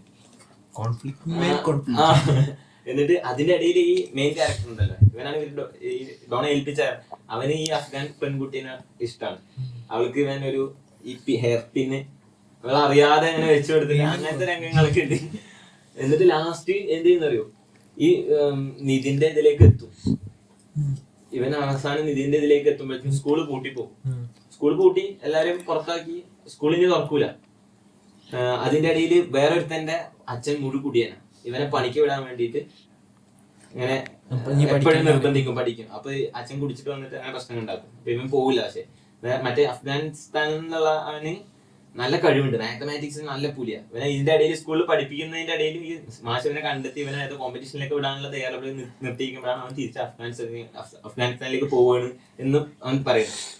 അപ്പൊ ഇത് മൊത്തം കോൺഫ്ലിക്റ്റാ. അവസാനം എല്ലാവരും പോകും. മറ്റവൻ അച്ഛന്റെ കൂടെ തിരിച്ചു പോകും. അച്ഛനെ നോക്കണം എനിക്ക് എന്ന് പറഞ്ഞിട്ട് ഇവൻ നീ പറയണമെന്ന് കേട്ട് കുറെ കാലം ഇത് കുഴിക്കാൻ തുടങ്ങി. അപ്പൊ അവൻ ഇവനെ വിട്ടു പോകും. മറ്റവൻ അഫ്ഗാനിസ്ഥാനിലേക്കും പോകും. അവസാനം ഇവൻ ഒറ്റയ്ക്ക. സ്കൂളും പൂട്ടി. അപ്പൊ സ്കൂളിലൊരു വാച്ച്മാൻ ഉണ്ട്, ഇത് പ്യൂൺ. ഇയാള് കണ്ടുപിടിക്കും ഒരു ദിവസം ഇവര് താഴെ കുഴിക്കുന്നത്. ഇവൻ എന്നിട്ട് പുറത്ത് പറയരുത് എന്നൊക്കെ പറഞ്ഞിട്ട് അയാളെ ഇവന്റെ ഒപ്പം അതിൻ്റെ ഉള്ളിൽ നിധി ഉണ്ട് നമുക്ക് ഷെയർ ചെയ്യാന്നൊക്കെ പറഞ്ഞിട്ട് അവസാനം സ്കൂൾ കൂട്ടുമ്പോ ഇവനും ഈ കിഴവനും കൂടെ കേറും. അവസാനം നിധിയൊന്നും ഇല്ലാന്ന് പറഞ്ഞിട്ട് അയാള് പോവും. ഇവന് ഒന്നും ചെയ്യാനില്ല. ഇവൻ കുഴിച്ച് അവസാനം നിധിയില്ല. എന്നിട്ട് മറ്റാളുടെ അടുത്ത് പോകും. മറ്റാളടുത്ത് പോകുമ്പോ അപ്പൊ ഈ പൈപ്പ് ലൈനിലല്ല വേറെ പൈപ്പ് ലൈനിലാന്ന് പറഞ്ഞിട്ട് വേറെ കുഴിക്കും. അങ്ങനെ അവസാനം പോയി നോക്കുന്ന സമയത്ത് ഇയാളെ അറസ്റ്റ് ചെയ്യും. ഇയാളെ അറസ്റ്റ് ചെയ്യും. ആ ഡോണിനെ അറസ്റ്റ് ചെയ്തോണ്ടു. പിന്നെ ഇനി നിധി ആയിരിക്കാം ഇവനാ. അപ്പൊ ഏറ്റവും ലാസ്റ്റ് സീൻ എന്താന്ന് പറഞ്ഞു കഴിഞ്ഞാൽ ഇവൻ അതിൻ്റെ ഉള്ളിലേക്ക് നിധി ഒഴിച്ചെടുക്കാൻ വേണ്ടിട്ട് പോകുന്ന സമയത്ത് വെള്ളമൊക്കെ വീണ് കുറച്ച് പ്രശ്നങ്ങളുണ്ടായി. അവസാനം ഇവന് നിധിയല്ല കിട്ടുന്നത്, ഈ ഇതല്ലേ കൊക്കൈനിന്റെ ഒരു പൊടിയാണ്. അപ്പൊ നമ്മള് അതായത് ഈ ലാസ്റ്റ് സീനിൽ നമ്മളൊക്കെ വിചാരിക്കും ഇവന് നിധി കിട്ടും, ഇവന് സ്കൂളിനെ തിരിച്ചെടുക്കും, അല്ലെങ്കിൽ നിധി കൊണ്ട് ഇവന്റെ കുടുംബം ലൈഫ് ഭയങ്കര സെറ്റിൽ ആവുന്നൊക്കെ വിചാരിച്ച് നമ്മൾ ഇങ്ങനെ ഇരിക്കുന്ന സമയത്ത് ആ കിട്ടുന്നത് എന്താണ്, കൊക്കൈന്റെ പൊടിയാണ്. അതിനുവേണ്ടി ഇവനെ യൂസ് ചെയ്തതാണ് ആ ഡോൺ. അങ്ങനെ ഇവൻ ആ സ്കൂളിൽ ഭയങ്കര നിരാശനായിട്ട് സ്കൂളിൽ പുറത്തേക്ക് ഇറങ്ങുന്ന ആ ബെൽ, ഒരു വർക്ക് ചെയ്യാത്ത ബെല്ലുണ്ട്, അത് ഇവൻ വർക്ക് ചെയ്യിപ്പിച്ചിട്ട് ആ ബെല്ല് ഇങ്ങനെ അടിക്കുന്നതോടുകൂടി ഇവൻ പുറത്തേക്ക് ഇറങ്ങുന്ന അങ്ങനെ സിനിമ അവസാനിക്കും. എനിക്ക് മൊത്തം തോന്നി ഈ സാധനം ലാസ്റ്റ് എൻഡ് ചെയ്ത് പറയുന്നത് ഒരു കോൺഫ്ലിക്റ്റും കൂടി, കോൺഫ്ലിക്റ്റ് അല്ല, ഭയങ്കര രസമായി തോന്നിയത്. ABC ആഫ്രിക്ക എന്നിട്ട് കിരസ്തോമിൻ്റെ സിനിമ ഉണ്ട്. അതായത് കിരസ്തോമി ആഫ്രിക്കയിൽ ഒരു ഡോക്യുമെൻ്ററി ആവശ്യത്തിന് ഷൂട്ട് ചെയ്യാൻ വേണ്ടി പോവാണ്.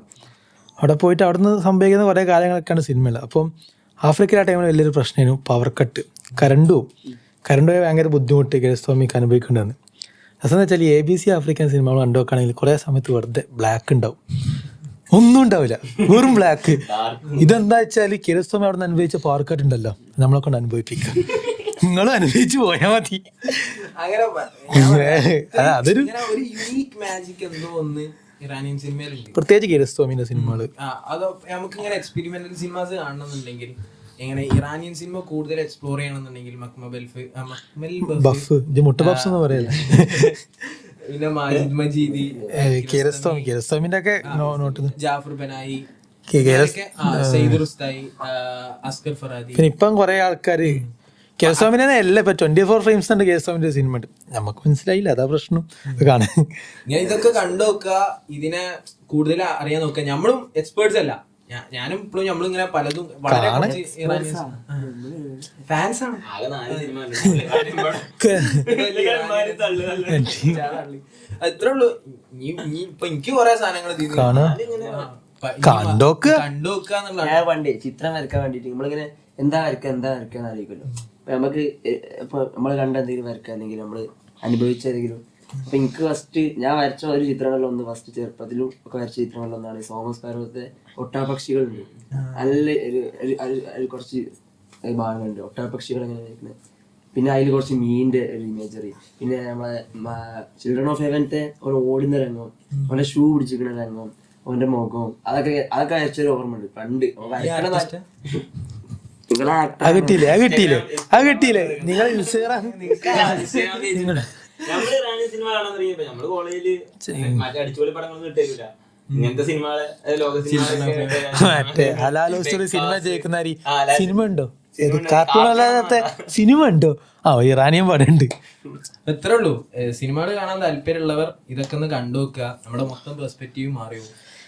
നമുക്ക് ഇനിയും സിനിമയെ കുറിച്ച് ഇങ്ങനെ പലതും പറയാനുണ്ട്.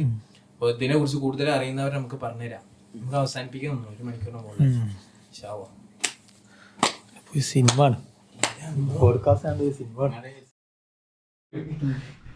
സിനിമ മാത്രം കാര്യങ്ങൾ ഉപ്പിൽ അദീനിയായത് ഇറാനിയൻ ലിബറൽ സിനിമകളെ നിങ്ങൾ പ്രൊമോട്ട് ചെയ്യണോ ഇതിലൂടെ? അതാണ് നിങ്ങൾ ശ്രമിച്ചത്?